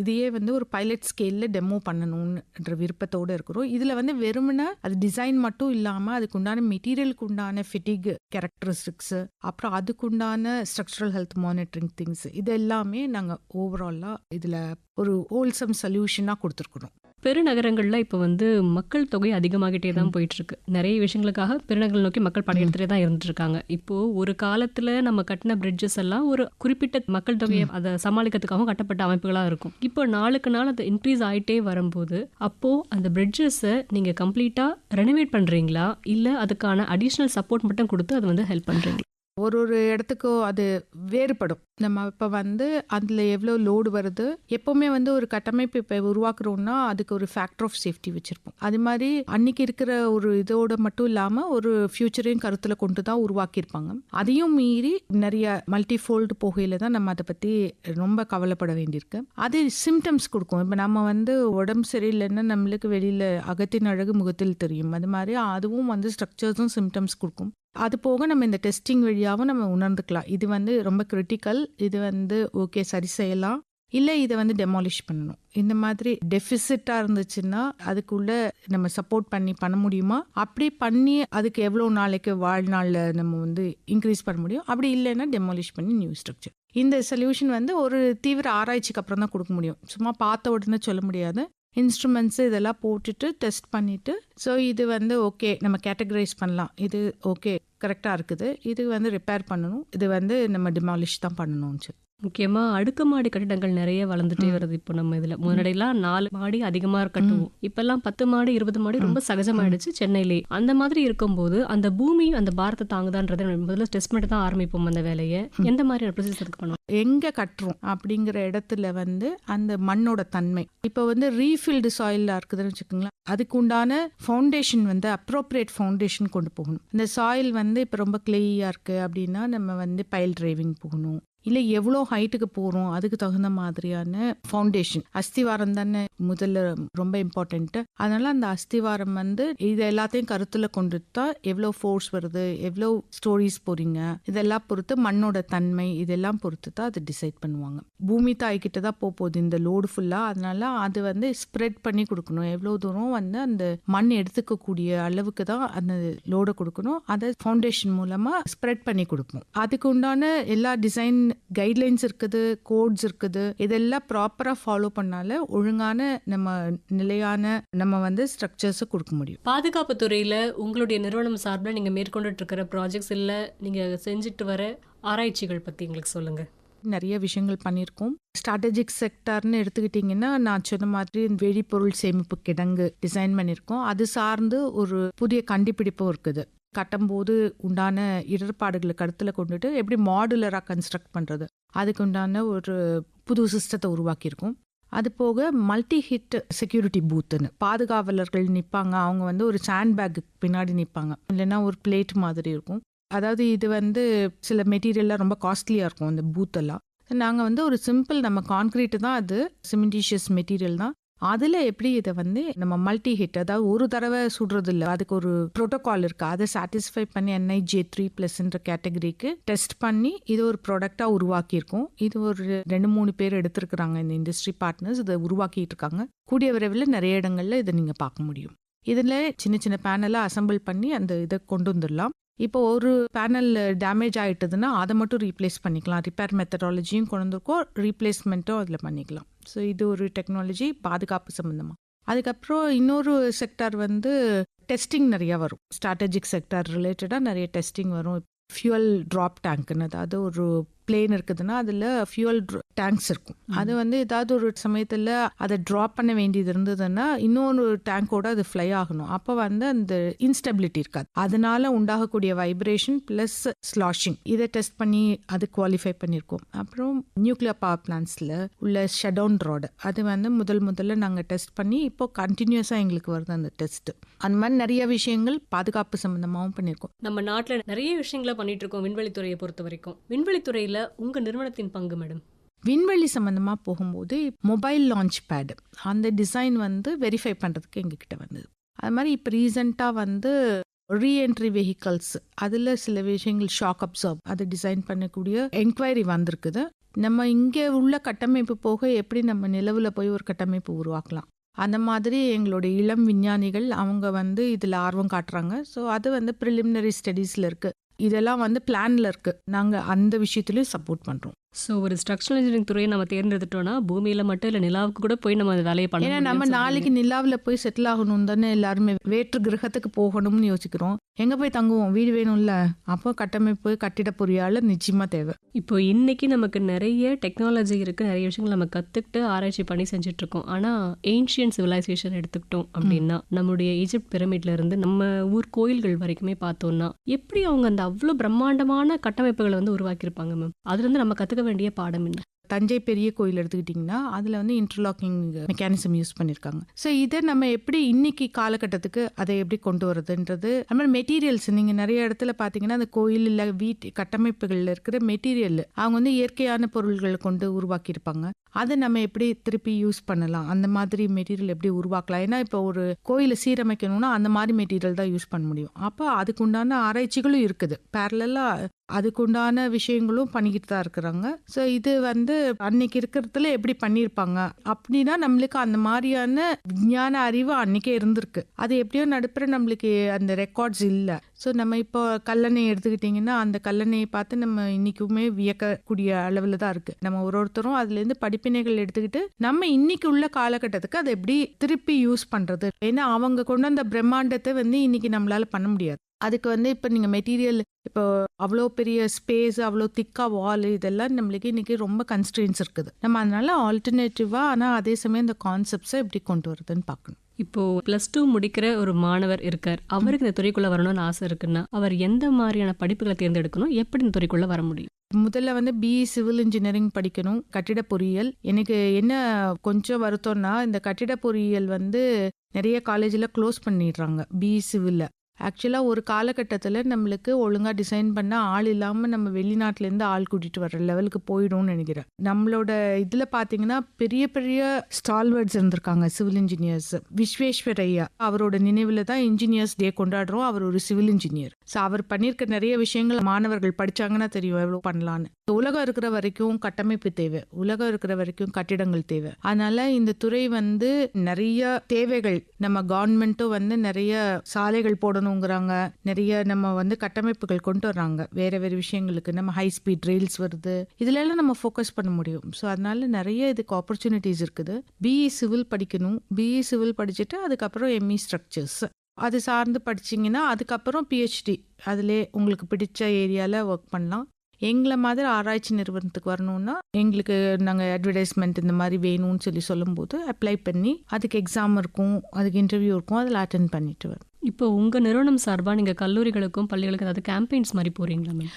எங்களுக்கு ஜிக்யாசான்னு ஒரு ப்ரோக்ராம் இருக்குது. அந்த ஜிக்யாசான்ற ப்ரோக்ராம் வந்து சயின்டிஸ்ட் ஸ்டூடெண்ட் கனெக்ட் 2-3 விதமாக இதை பண்ணுறோம். ஒன்று வந்து பள்ளி மாணவர்களை எங்கள் வளாகத்துக்கு கூட்டிகிட்டு வந்து நாங்கள் என்னெல்லாம் பண்ணுறோன்றது அவங்களுக்கு ஒரு ஹேண்ட்ஸ் ஆன் மாதிரி அவங்களுக்கு ஒரு ஆர்வத்தை தூண்டுறது அந்த மாதிரி இருக்கிறதுல பண்ணுறோம். அப்புறம் காம்படிஷன்ஸ் நடத்துகிறோம். இன்னும் நாங்களே அந்த பள்ளிகளுக்கு போகிறோம், போயிட்டு லெக்சர்ஸ் கொடுத்துட்டு அங்கேயும் ஹேண்ட்ஸ் ஆன் சின்ன சின்ன எக்ஸ்பெரிமெண்ட்ஸ் பண்ணிவிட்டு அவங்களுக்கு புரிகிற மாதிரி சொல்லி கொடுத்து இதில் வந்து சயின்டிஃபிக் இது நாங்கள் போகிறதெல்லாம் வந்து நம்ம சிட்டியில் இருக்கிற பள்ளிகளுக்கு கிடையாது, குக்கிராமங்களுக்கு கூட போகிறோம். இங்கேருந்து ஒரு வருஷத்துலேயே எங்களோட விஞ்ஞானிகள் குறைஞ்சபட்சம் 15-16 பள்ளிகளுக்கு போயிருப்பாங்க ஒரு 2-3 மாதத்துக்குள்ள. ஸோ இந்த டீம் வந்து ஒரு ஏரியாவில் அவங்க பள்ளி ஐடென்டிஃபை பண்ணி அந்த பள்ளிகளுக்கு போய் இவங்களுக்கு புரியுற மாதிரி சொல்லி கொடுப்பாங்க. நம்மள நாட்டிலேயே இவ்வளோ விஞ்ஞானிகள் இருக்காங்கன்னு தெரியாது ஒன்று. அடுத்தது வந்து சயின்ஸ் எளிமையாக்குறதுல தான் விஞ்ஞானிகளோட வெற்றியே இருக்கு. அதை காம்ப்ளிகேட் பண்ணீங்கன்னா அது மக்கள்கிட்ட போய் சேராது. அதை எளிமையா எல்லாருக்கும் கொண்டு போகணும். அந்த ஒரு கான்செப்ட்ல தான் பள்ளி மாணவர்களுக்கு பண்றோம். இது போக பள்ளி ஆசிரியர்களை இந்த மாதிரிலாம் இருக்குன்னு ஒரு அவேர்னஸ் கிரியேட் பண்ண அவங்களே பிள்ளைங்களை ஊக்குவிப்பாங்க. அந்த மாதிரி கேம்ப்ஸும் பண்றோம். அது போக சிவில் இன்ஜினியரிங் படிக்கிற மாணவர்கள் வந்து எங்களுக்கு ஓப்பன் டேன்னு இருக்கு, அன்னைக்கு வரலாம். இல்லை காலேஜில் எழுதி அவங்க மொத்தமாக அவங்க காலேஜ்லேருந்து கூட்டிகிட்டு வந்தாங்கன்னா எல்லா லேப்ஸும் பார்க்கலாம். இது போக பிஇ சிவில் படிக்கிறாங்க இல்லை எம்இ ஸ்ட்ரக்சர்ஸ் படிக்கிறாங்கன்னா பிஇ சிவில் படிக்கிற கடைசி வர்ற மாணவர்கள் வந்து இன்டர்ன்ஷிப்க்கு வரலாம். அது மாதிரி எம்இ படிக்கிறவங்க இல்லை பிஹெச்டி படிக்கிறவங்க எங்ககிட்ட தீசிஸ் எழுதுறதுக்கு இங்கே வந்து ஸ்டடீஸ் பண்ணலாம். உங்களுடைய ஆராய்ச்சி லேபை வந்து அவங்க யூஸ் பண்ணிக்கிறதுக்கான வசதி வாய்ப்பு இருக்காம? இப்போ வந்து ஐஸ்டெம்னு ஒரு போர்ட்டல் இருக்கு. அதில் நாங்கள் எங்களோட இந்த எக்யூப்மெண்ட்ஸ் எல்லாம் இருக்கும். சில பேர் யூஸ் பண்ணணும்னா அதில் ரெக்வெஸ்ட் அனுப்பி வந்து யூஸ் பண்ணிக்கலாம். அது போக நீங்கள் வந்தீங்கன்னா அதுக்கு ஒரு சார்ஜ் ஒரு மாதிரி போட்டு கன்செஷனில் பசங்களுக்கு கொடுக்கறதுக்கும் இருக்குது, ஆராய்ச்சி பண்ணுற மாணவர்களுக்கு. அது போக எங்களோட விஞ்ஞானிகள்கிட்டயே அவங்க வந்து பிஹெச்டி பண்ணுறாங்க இல்லை அவங்களோட இணைந்து ஏதாவது பண்ணுறாங்கன்னா இல்லை எங்களோட ப்ராஜெக்ட்ஸில் அவங்க வந்து ப்ராஜெக்ட் அசிஸ்டன்ட் அது மாதிரி இருக்காங்கன்னா அவங்க அதில் தொடர்பாக அந்த இதில் யூஸ் பண்ணிக்க முடியும். உங்க நிறுவனம் சார்பா நீங்க நடத்தின அந்த 1 வீக் 1 லேப், ஒரு வாரம் ஒரு ஆய்வகம், அந்த கேம்பெயின் பத்தி சொல்லுங்க மேடம். அது எந்த அளவுக்கு மக்களை ரீச் ஆச்சு, அதனால எத்தனை பேர் பயனடைஞ்சாங்க? மதிப்பிற்குரிய எங்களோட அமைச்சர் அவர்கள் டாக்டர் ஜிதேந்திர சிங் அவங்களோட விஷன்ல தான் நிறைய இந்த சிஎஸ்ஐஆர் லேப் 37 லேப் இருக்கு. அதுல ஒண்ணுதான் கட்டமைப்பு பொறியியல் ஆராய்ச்சி மையம். வெவ்வேறு துறைகள்ல இருக்கு. இது நிறைய பேருக்கு தெரியறது இல்லைன்றதுனால ஒரு வாரம் ஒரு ஆய்வகம் அந்த மாதிரி வந்து ஒரு கேம்பெயின் கொண்டு வந்தாங்க. ஸோ இது வந்து என்னன்னா எங்களோட இதை ஷோகேஸ் பண்றதுக்கு வேற வேற விதத்துல. அப்ப இண்டஸ்ட்ரியோடு நாங்க எப்படி பண்றோம், இண்டஸ்ட்ரி பீப்புளுக்கு நிறைய பேருக்கு தெரியாதவங்களுக்கு அவேர்னஸ் கிரியேட் பண்றதுக்கு. இன்னொன்று ஸ்டூடெண்ட்ஸ், ஒன்று ஸ்கூல் ஸ்டூடெண்ட்ஸ், இன்னொன்று காலேஜ் ஸ்டூடெண்ட்ஸ். ஏன்னா அடுத்து நாங்கள் இந்த ஆராய்ச்சி நிறுவனத்தை தொடர்ந்து நடத்துறதுக்கு இந்த மாதிரி ஸ்டூடெண்ட்ஸும் ஆராய்ச்சியை ஒரு இதுவாக எடுத்துக்கிட்டாங்கன்னா தான் வருவாங்க. ஸோ அவங்களுக்கு உள்ளது, அப்புறம் மக்களுக்கு சொசைட்டலுக்கு நாங்கள் என்ன பண்ணியிருக்கிறோம் அந்த மாதிரி அவேர்னஸ். ஸோ இந்த மாதிரி ஒரு 5 நாள் ஒரு வாரம் ஃபுல்லாக ஒரு லேபே ஷோகேஸ் பண்ணிக்கிட்டு இருந்தோம். இது ரொம்ப சக்ஸஸ்ஃபுல் ஆனோன்னா அடுத்த வருஷம் வந்து 1 lakh லேப் 1 தீம்னு பண்ணிடணும். இதில் என்னென்னா சிஎஸ்ஐஆர் வந்து 9 தீம் பிரிச்சிருக்கிறோம். சிவில் இன்ஃப்ராஸ்ட்ரக்சர் அண்ட் இன்ஜினியரிங்னு ஒரு தீம் இருக்குது, அதுக்கு கீழே தான் எங்களோட லெபார்டரி வருது. இது மாதிரி வேறு வேறு தீம், எலக்ட்ரானிக்ஸ் சம்மந்தமாக ஒரு தீம் இருக்குது, ஹெல்த் கேர் சம்மந்தமாக ஒரு தீம் இருக்குது. ஸோ இது மாதிரி 9 தீமையும் அந்த தீமில் இருக்கிற லேப் எல்லாம் சேர்ந்து கொண்டாடினாங்க. ஒரு மாதம் வந்து அது கொண்டாட்டங்கள். ஸோ இது வந்து கொண்டாட்டம்னா என்னென்னா நாங்கள் என்ன பண்ணியிருக்கிறோம் அப்படிங்கிற விஷயங்களை வெளி உலகுக்கு சொல்கிறது. ஸோ இந்த மாதிரி டிஃப்ரெண்ட் ஆஸ்பெக்ட்ஸில் இப்போ ரீசெண்டாக நாங்கள் ரைஸ்ன்னு ஒரு கான்க்ளேவ் பண்ணினோம். ரிசர்ச் இண்டஸ்ட்ரி ஆண்டர்பிரினர்ஷிப் பண்ணினோம், ஸ்டார்ட் அப்ஸ். ஸோ இந்த ரைஸ் கான்க்ளேவ் இப்போ தான் சமீபத்தில் நடந்து முடிஞ்சு சென்னை ட்ரேட் சென்டரில். இதில் வந்து இண்டஸ்ட்ரி, ஆராய்ச்சி நிறுவனங்கள், ஸ்டார்ட் அப்ஸ்ன்னு சொல்கிறாங்களே, புத்தொழில் செய்கிறவங்க, அப்புறம் தொழில் முனைவோர், இவங்க எல்லாரையும் ஒரு மேடைக்கு கீழே கொண்டு வந்து அவங்களோட பல விஷயங்களை ஷோகேஸ் பண்ணி ஸோ இந்த ஒரு ஈகோ சிஸ்டம் இந்த ரீஜனில் கொண்டு வரதுக்கும் பண்ணினோம். தமிழ் வழியில் படிக்கிற மாணவர்களுக்கு இந்த ஆராய்ச்சி துறை எந்த அளவுக்கு ஹெல்ப்ஃபுல்லாக இருக்கும்? தமிழ் வழியில் படிக்கிறவங்களுக்கு வந்து நான் சொன்ன மாதிரி இது வந்து வாழ்வியல் தொடர்பானது, அதனால எளிமையாக புரிஞ்சுக்க முடியும். தமிழை பொறுத்த வரைக்கும் ஐ திங்க் பிஇ சிவில் தமிழில் இருக்குதுன்னு நினைக்கிறேன். ஸோ இவங்க வந்து இப்போ ரீசெண்டாக தமிழ் அறிவியல் மாநாடு நடத்தினோம், தேசிய தமிழ் அறிவியல் மாநாடு. ஸோ இதில் வந்து இந்த தமிழ் துறையில் படித்தவங்க பல பேரை ஒரே இடத்துல கொண்டு வந்து, ஏன்னா நீங்கள் நிறைய உயர் பதவிகளில் இருக்காங்க, நம்ம தமிழ் வழியில் படித்தவங்க, அவங்க எல்லாரும் வந்து அவங்களோட விஷயங்களை சொல்லும் போது நிச்சயமா இந்த மாணவர்களுக்கு ஒரு உத்வேகத்தை கொடுக்கும் மனசுல வச்சுட்டு தான் இந்த மாநாட்டை நடத்தினோம். அதே மாதிரி நாங்க எதிர்பார்த்த மாதிரி நிறைய பள்ளி மாணவர்கள் வந்திருந்தாங்க, கல்லூரி படிக்கிற மாணவர்கள் வந்திருந்தாங்க, தமிழ் அறிஞர்கள், ஆராய்ச்சி வல்லுநர்களும் இருந்தாங்க. அவங்க வந்து எளிமையான விஷயத்துல சொல்லும் போது இன்னும் எளிமையா புரியும். தாய்மொழி வழி கல்வியில வந்து நம்ம வந்து ஒரு விஷயம் புரிஞ்சுக்கணும்னா ரொம்ப எளிமையா புரிஞ்சுக்க முடியும். நம்ம வீட்டுல வந்து தாய் வழியில தான் படிக்கிறோம், நம்ம தமிழ்ல தான் வீட்டுல பேசுவோம். ஸ்கூலுக்கு போனோம்னா திடீர்னு இங்கிலீஷ் கொண்டு வந்து நுழைக்கிறாங்க. நம்மளுக்கு இது கரெக்டா தப்பான்னு தெரிஞ்சுக்கிற இதுவே நம்மளுக்கு தெரிய மாட்டேங்கிறது. அப்பா அம்மா படித்தவங்களா இருந்தால் சரி, போய் வீட்டில் போய் கொஞ்சம் கேட்கறதுக்கான வாய்ப்பு இருக்குது. இன்றைக்கி காலகட்டத்தில் அப்பா அம்மாக்கள் வந்து ரொம்ப பிஸியாக இருக்கிறாங்க, அதனால அவங்க சொல்கிறதுக்கும் அவங்களுக்கு டைம் இல்லை. அப்போ புரிஞ்சும் புரியாமலும் தான் நம்ம வந்து இங்கிலீஷ் வழியில் நம்ம படிக்கும்போது பாதி புரிஞ்சு பாதி புரியாமல் இருக்குது. ஆனால் தமிழ் வழியில் சொல்லும் போது இன்னும் எளிமையாக புரியும், இன்னும் மனசில் எளிமையாக பதியும் கூட. மொழி ஒரு தடையாக இருக்கக்கூடாது, அவங்களோட கற்பனையும் அவங்களோட ஹார்ட் ஒர்க்கும் அதை வந்து தமிழில் எக்ஸ்பிரஸ் பண்ணினாலும் அவங்களுக்கு வந்து நிச்சயமாக வந்து நல்ல வாய்ப்புகள் நிறையா இருக்குது. ஆராய்ச்சி துறைக்குள்ள வரணும் அப்படின்னா மொழி ஒரு தடையே கிடையாது அப்படின்னு. கான்செப்ட், உங்களோட திங்கிங்கு, இதெல்லாம் தான். திங்கிங் எப்போ எஃபெக்டிவாக இருக்கும், இல்லை ஒரு கருத்தாழமிக்கதாக இருக்கும்னா நம்ம தாய்மொழியில் இருக்கும்போது, அவங்க தாய்மொழியில். இப்போ தமிழ்னு சொல்லும் போது நம்மளுக்கு வந்து அந்த சிந்திக்கும் போதே தமிழில் சிந்திச்சோன்னா இன்னும் நம்ம வந்து அது அழுத்தமாக இருக்கும். ஸோ அப்போ நம்ம அந்த மாதிரி இருக்கும்போது நிச்சயமாக நம்ம வந்து இன்னும் நம்ம எஃபெக்டிவாக ரொம்ப நல்ல விஷயங்களை செய்ய முடியும். மாணவர்களுக்கான ஸ்காலர்ஷிப் ஏதாவது நீங்கள் நிறுவனம் சார்பாக கொடுக்குறீங்களா மேம்? எங்களதுல ஸ்காலர்ஷிப்னு கிடையாது. ஏசிஎஸ்ஐஆர்னு ஒரு அகாடமி இருக்குது. அதில் வந்து டியூவல் டிகிரி ப்ரோக்ராம் அது இருக்குது. எம்டெக்கு, பிஹெச்டி அதில் வந்து ஜாயின் பண்ணிக்கலாம். அவங்களுக்கு சப்போர்ட் பண்ணுறதுக்கு ஸ்டைபண்ட் அது மாதிரி விஷயங்கள் அப்ளை பண்ணி ஜேஆர்எஃப் அது மாதிரி விஷயங்கள் பண்ணிக்கலாம். அதுக்கப்புறம் இந்த தீசிஸ் இதெல்லாம் பண்ணுறதுக்கு நம்ம இங்கே ஒரு சூழ்நிலையை உருவாக்கி கொடுக்கும். உங்கள் நிறுவனத்தில் இந்த கட்டமைப்புக்காக கண்டுபிடிச்ச இனோவேட்டிவ் மெட்டீரியல்ஸ் அதை பற்றி சொல்லுங்கள். கற்காரை கான்கிரீட்டுன்னு சொல்ல போகிறதுல அதில் மட்டுமே நான் ஒரு 10 வகையான புதிய விஷயங்களை நான் சொல்ல முடியும். ஸோ ஃபோம் கான்கிரீட்டு, அதாவது லைட் வெயிட் கான்கிரீட். சில இடங்களுக்கு வந்து நீங்கள் பார்ட்டிஷன் வாலுக்குள்ள லோடு அதிகமான கான்கிரீட் தேவையில்லை, அந்த மாதிரி விஷயங்கள் யூஸ் பண்ணிக்கலாம். தெர்மல் கம்ஃபர்ட் இருக்கும் இந்த விஷயம். அடுத்தது எடுத்துட்டிங்கன்னா ஃப்ளோபல் கான்கிரீட்டு, இதெல்லாம் நிறைய பேர் பண்ணுறாங்க. இந்த மாதிரி விஷயங்கள் வந்து நாங்கள் பண்ணியிருக்கிற பீரியட் பார்த்திங்கன்னா நாங்கள் முதல்ல பண்ணியிருப்போம். அது மாதிரி வந்து high performance concrete, ultra high performance concrete, இதெல்லாம் வந்து சில ஸ்பெஷலைஸ்டு மெட்டீரியல்ஸ். இப்போது ஒரு புதுசாக ஒரு சென்சார் ஒன்று டெவலப் பண்ணியிருக்கோம் சிமெண்டீஷியஸ் கான்கிரீட்டை வச்சு. அந்த கான்கிரீட்டே வந்து சென்சாராகவும் ஆக்ட் பண்ணும். அதனால என்ன அட்வான்டேஜ்னா, நீங்கள் இப்போ வந்து சிமெண்ட் கற்காரை மேலே கான்கிரீட் மேலே சென்சார் ஒட்டணும்னா அதுக்கு நிறைய அந்த இடத்த சர்ஃபேஸ் ப்ரிப்ரேஷன்லாம் இருக்குது. இது வந்து அது ஒரு பார்ட்டாகவே இருக்கும் அந்த இதுலேயே. அந்த சென்சார் எதற்காக ஃபிட் பண்ணுறேன்? இந்த சென்சார் வந்து ஸ்ட்ரக்சரல் ஹெல்த் மானிட்டரிங் பண்ணுறதுக்காக, வேரியஸ் ப்ராப்பர்ட்டிஸ் அனலைஸ் பண்ணுறதுக்கு அதுக்கு பேட்டன்ட் ஃபைல் பண்ணியிருக்கோம். இப்போ கூடிய விரைவில் will transfer it and then அது வந்து நம்ம டெக்னாலஜி ட்ரான்ஸ்ஃபர் பண்ணி அதையே யூஸ் பண்ணுற மாதிரி விஷயங்கள் கொண்டு வந்திருப்போம். அப்புறம் ஃபைபர் இன்ஃபோர்ஸ் கான்கிரீட்டில் அதிகமான ஃபைபர்ஸ் யூஸ் பண்ணி அதுதான் இம்பேக்ட் ரெசிஸ்டன்ட் பேனல்ஸாக கொண்டு வந்திருக்கும். அது போக இயற்கையில் வந்து நம்மளுக்கு நிறைய சொல்யூஷன் கிடைக்கும். பறவையை கண்டான் விமானம் படைத்தான்றது தான் பயோ இன்ஸ்பயர்ட் இன்ஜினியரிங். ஸோ அது மாதிரி வந்து இப்போ ஒரு தேங்காய் இருக்குதுன்னு வச்சுக்கோங்களேன், அது உயரத்துலேருந்து விழுது, ஆனால் அது தெரிக்கிறது இல்லை. மட்டை மேலே இருக்குது, உள்ளே இருக்கிற தேங்காய் உடையாம தான் நம்மளுக்கு கிடைக்கிது.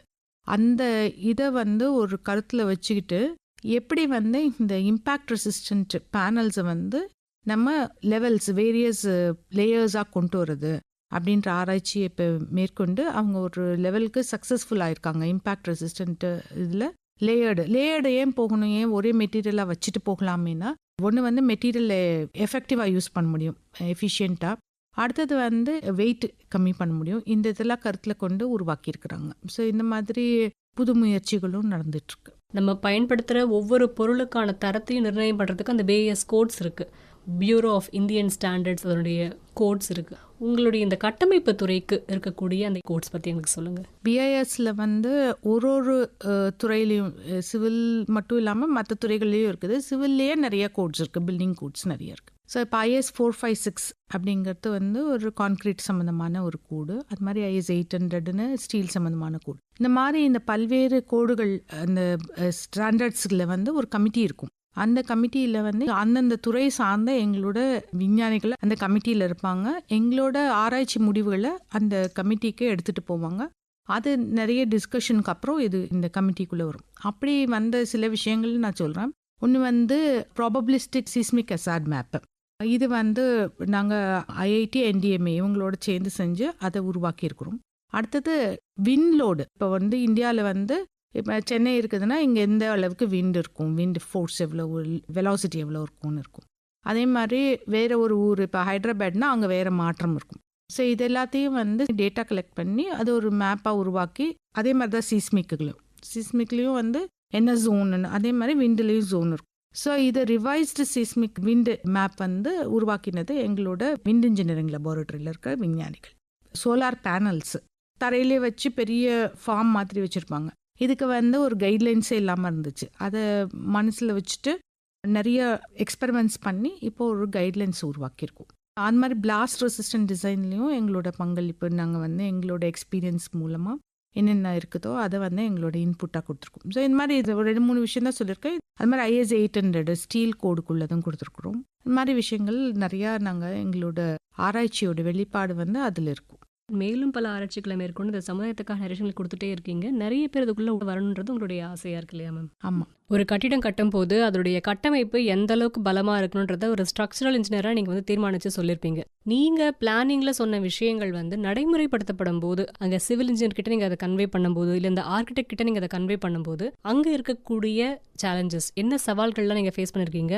நம்ம ஒரு விஷயம் சொல்லியிருப்போம், ஆனா அங்க நடைமுறைப்படுத்தப்படும் போது அது வேற மாதிரியா மாறி இருக்கும். அதனால இந்த ஸ்ட்ரக்சர் பாதிக்கப்படக்கூடிய விஷயங்கள் நடந்திருக்கும். அந்த மாதிரி சம்பவங்கள் நடந்திருக்கா? அதை எப்படி நீங்க சமாளிச்சிருக்கீங்க? ஆர்கிடெக்ட்ஸ் வந்து பேசிக்காக பிளானிங் பண்ணுவாங்க. எனக்கு இந்த இடத்துல ஒரு ஹால் இவ்வளவுக்கு இருக்கணும், இங்கே வந்து எனக்கு தூணே இருக்கக்கூடாது, இந்த மாதிரி விஷயங்கள்லாம் அவங்க சொல்லுவாங்க பிளானிங் பண்ணும்போது. இப்போ உதாரணத்துக்கு வந்து ஒரு பெரிய ஸ்பேனுக்கு காலமே இருக்கக்கூடாதுன்னு சொல்லிடுறாங்கன்னா நம்ம சென்னை அது ட்ரேட் எப்படி சென்டர் மாதிரி சொல்லலாம். அந்த மாதிரி அப்போ வந்து அதை வந்து எப்படி அதை கொண்டு வரதுங்கிறது தான் ஸ்ட்ரக்சரல் இன்ஜினியரோட வேலை. ஆக்சுவலாக கற்பனை பண்ணுறது ஈஸி, அதை ரியாலிட்டிக்கு கொண்டு வர்றது தான் கஷ்டம். ஸோ கற்பனைங்கிறது வந்து ஆர்கிடெக்டோட வேலை, அதை நிஜத்தில் கொண்டு வர்றது ஸ்ட்ரக்சரல் இன்ஜினியரோட வேலை ஆர் சிவில் இன்ஜினியரோட வேலை.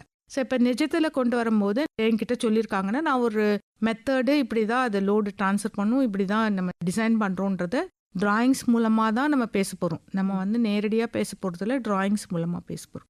இப்போ இந்த டிராயிங்ஸ் மூலமாகவும் அந்த மெட்டீரியலோட குவாலிட்டியும் இதெல்லாம் கருத்தில் கொண்டு தான் நம்ம ஒரு டிசைன் பண்ணியிருப்போம். ஆனால் அதே குவாலிட்டியில் அதே மாதிரி கட்டுறாங்களான்றதை பார்க்க வேண்டியது சிவில் இன்ஜினியர்ஸோட வேலை. ஸோ இது எல்லாரும் சேர்ந்து ஒரு டீமாக ஒர்க் பண்ணினா தான் ஒரு நல்ல ஒரு கட்டமைப்பு உருவாக்க முடியும். ஸோ அந்த புரிதல் இருக்கணும், டீம் ஒர்க் இருக்கணும், அப்போ டவுட் இருக்குதுன்னா கம்யூனிகேஷன் இருக்கணும். இது எல்லாமே இருந்தால் தான் அதை எஃபெக்டிவாக கொண்டு வர முடியும். ஸோ இதுக்கு வந்து அதுக்கு உண்டான ட்ரைனிங்ஸ் இருக்குது. நான் ஒரு இண்டஸ்ட்ரியில் ஒர்க் பண்ணுறேன்னா அதுக்கு உண்டான மெத்தட்ஸ் இருக்குது. எப்படி கம்யூனிகேட் பண்ணணும், என்ன கம்யூனிகேட் பண்ணணும் எல்லாமே இருக்கும். ஸோ இதை மீறி ஒரு இடத்துல வந்து தெரியாமல் ஏதோ ஒன்று பண்ணிட்டாங்கன்னா அது சீர் செய்கிறதுக்கும் நம்ம ரெடியாக இருக்கணும். ஸோ குறைய மட்டும் சொல்லிட்டு இருக்காமல் சரி ஓகே அது நடந்துருச்சுன்னா அதை எப்படி ஆல்டர் பண்ணுறது அப்படிங்கிற விஷயத்துலையும் நம்ம வந்து தெளிவாக இருக்கணும். சில ஸ்ட்ரக்சர்ஸ் நீங்க டெவலப் பண்ணும்போது பாதி வரைக்கும் கரெக்டாக போகும். பாதி வேலை முடியிற தருவாயில் ஏதோ ஒரு காரணத்தால் ஒன்று நம்மளுடைய கட்டமைப்பிலே குறைபாடு இருந்து அது கொலாப்ஸ் ஆகவும் வாய்ப்பு இருக்கு. சில சமயம் பூகம்பங்கள் அந்த மாதிரி விஷயங்களாலையும் கொலாப்ஸ் ஆக வாய்ப்பு இருக்கு. அப்போ நீங்கள் இது எப்படி இதில் மீண்டு வந்திருக்கீங்க? இப்போ எங்களை பொறுத்த வரைக்கும் இது சார்ந்த ஆராய்ச்சிகள் தான் நாங்கள் பண்ணுறோம். ஆனால் இந்த மாதிரி நடந்த விஷயங்களுக்கு எங்ககிட்ட சொல்யூஷனுக்கு வருவாங்க. ஏன்னா நான் சொன்ன மாதிரி சாதாரணமாக நடக்கிற விஷயங்கள் நாங்கள் தேவையில்லை, எப்பவும் பண்ணுற விஷயங்கள் எதிர்பாராமல் நடக்கிற விஷயங்களுக்கு தான் எங்களை நாடி வருவாங்க. உதாரணத்துக்கு சொல்லணுன்னா தப்போவன்னு ஒரு இதில் வந்து இயற்கை பேரழிவு, அதில் வந்து என்னாச்சுன்னா கட்டமைப்பு உருவாகிட்டு இருக்கும்போது இந்த பேரழிவுனால பாதி கட்டிடங்கள் சேதமடைஞ்சிருந்தது. அப்போ அவங்களுக்கு வந்து தொடர்ந்து நம்ம அதை கட்டிடத்தை கட்டணுமா இல்லை இது ஃபுல்லத்தையும் இடிச்சிட்டு கட்டணுமான்ற டவுட் இருக்கப்ப எங்ககிட்ட வந்தாங்க. இது வந்து ஒரு நேஷ்னல் தெர்மல் பவர் கார்பரேஷன் அவங்க வந்தாங்க. ஸோ அப்போ எங்களோட விஞ்ஞானிகள் குழு வந்து அங்கே போய் இந்த கட்டிடங்களோட ஸ்திரத்தன்மையை ஆராய்ந்து அதுக்கப்புறம் நாங்கள் வந்து இந்தந்த மாதிரி நீங்கள் கண்டினியூ பண்ணலாம், இந்த விஷயங்களை கண்டினியூ பண்ணலாம், எப்படி கண்டினியூ பண்ணுறது. இப்போ வந்து ஒரு இடத்துல அந்த கம்பி வளைஞ்சு போயிருக்கு, உடஞ்சி போயிருக்கு அப்படின்னா அதை எப்படி ஃபர்தராக கொண்டு போகிறது, இல்லை எந்த அளவுக்கு ரிமூவ் பண்ணிட்டு திருப்பி பண்ணணும், இது எல்லாத்துக்கும் சொல்யூஷன் கொடுத்தோம். அவங்க அதை வச்சுட்டு அதை கட்டமைப்பை தொடர்ந்து கட்டினாங்க. ஸோ அந்த ஒரு விஷயத்துலேயே அவங்களுக்கு நிறைய மிச்சமாச்சு, அதாவது சேமிப்பாச்சு. இப்போ இதை இடிச்சிட்டு கட்டியிருந்தாங்கன்னா பல ஆயிரம் கோடி வந்து வேஸ்டாகவும் போயிருக்கும், திருப்பி இன்வெஸ்ட் பண்ணியிருக்கணும். ஆனால் எங்களோட இன்டர்வென்ஷன் இருந்ததுனால அவங்களால இந்த விஷயங்கள் வந்து செய்ய முடிஞ்சது, அந்த எக்ஸ்பர்டைஸ் இருந்ததுனால. ஆர்கிடெக்ட் சில நேரங்களில் அழகியல் சார்ந்து அதிகமாக யோசிச்சு இந்த மாதிரிலாம் ஒரு பில்டிங்கை கொண்டு வரணும்னு நினைப்பாங்க, ஒரு கன்ஸ்ட்ரக்ஷனை கொண்டு வரணும்னு நினைப்பாங்க. ஆனால் ஒரு ஸ்ட்ரக்சர் இன்ஜினியராக இல்லை, இது ஸ்டெபிலிட்டி கம்மியாக இருக்கும், இது லோட் பியரிங் இருக்காதுன்ற விஷயம் உங்களுக்கு புலப்படும் இல்லையா? ஸோ அப்போ அந்த முரண்பாடுகளை எப்படி நீங்கள் சரி செய்வீங்க? முரண்பாடுகளை பேசி எக்ஸ்பிளைன் பண்ணுவோம், வேற எங்கேயாவது அது ஆல்டர்னேட்டிவாக பண்ண முடியுமான்னு பார்ப்போம்.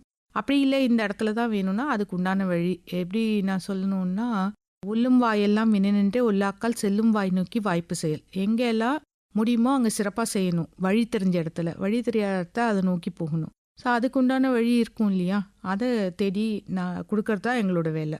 மின் கோபுரங்கள் ஒரு இடத்துல இருந்து இன்னொரு இடத்துக்கு மின்சாரத்தை கடத்துற அந்த மின் கோபுரங்கள் ரொம்பவே முக்கியமானது. அந்த மின் கோபுரங்கள் பாதிக்கப்பட்டா அதை சார்ந்த தொழில் நிறுவனங்களும் பாதிக்கப்படும் இல்லையா? அப்போ நிறைய நமக்கு வந்து பொருளாதார இழப்பும் ஏற்படும். முக்கியமா பேரிடர் காலங்கள்ல ஒரு புயலாலேயோ இல்ல ஒரு பூகம்பத்தாலேயோ அதை தவிர பிற காரணங்களாலேயும் மின் கோபுரங்கள் பாதிக்கப்படும் போது அதற்கான சொல்யூஷனா உங்க நிறுவனம் சார்பில் நீங்க கண்டுபிடிச்ச விஷயங்கள், நீங்க செஞ்ச விஷயங்களை பத்தி சொல்லுங்க மேம். எங்களோட ஒரு டெக்னாலஜி, இண்டிஜினியஸ் டெக்னாலஜி, இது என்னன்னா எமர்ஜென்சி ரெட்ரிவல் சிஸ்டம். வரிசையா மின் கோபுரங்கள் இருக்கும். இந்த மின் கோபுரங்கள் வழியா தான் நம்மளோட எலக்ட்ரிசிட்டி பாஸ் ஆயிட்டு இருக்கும், டிரான்ஸ்மிஷன் லைன் டவர்ஸ்.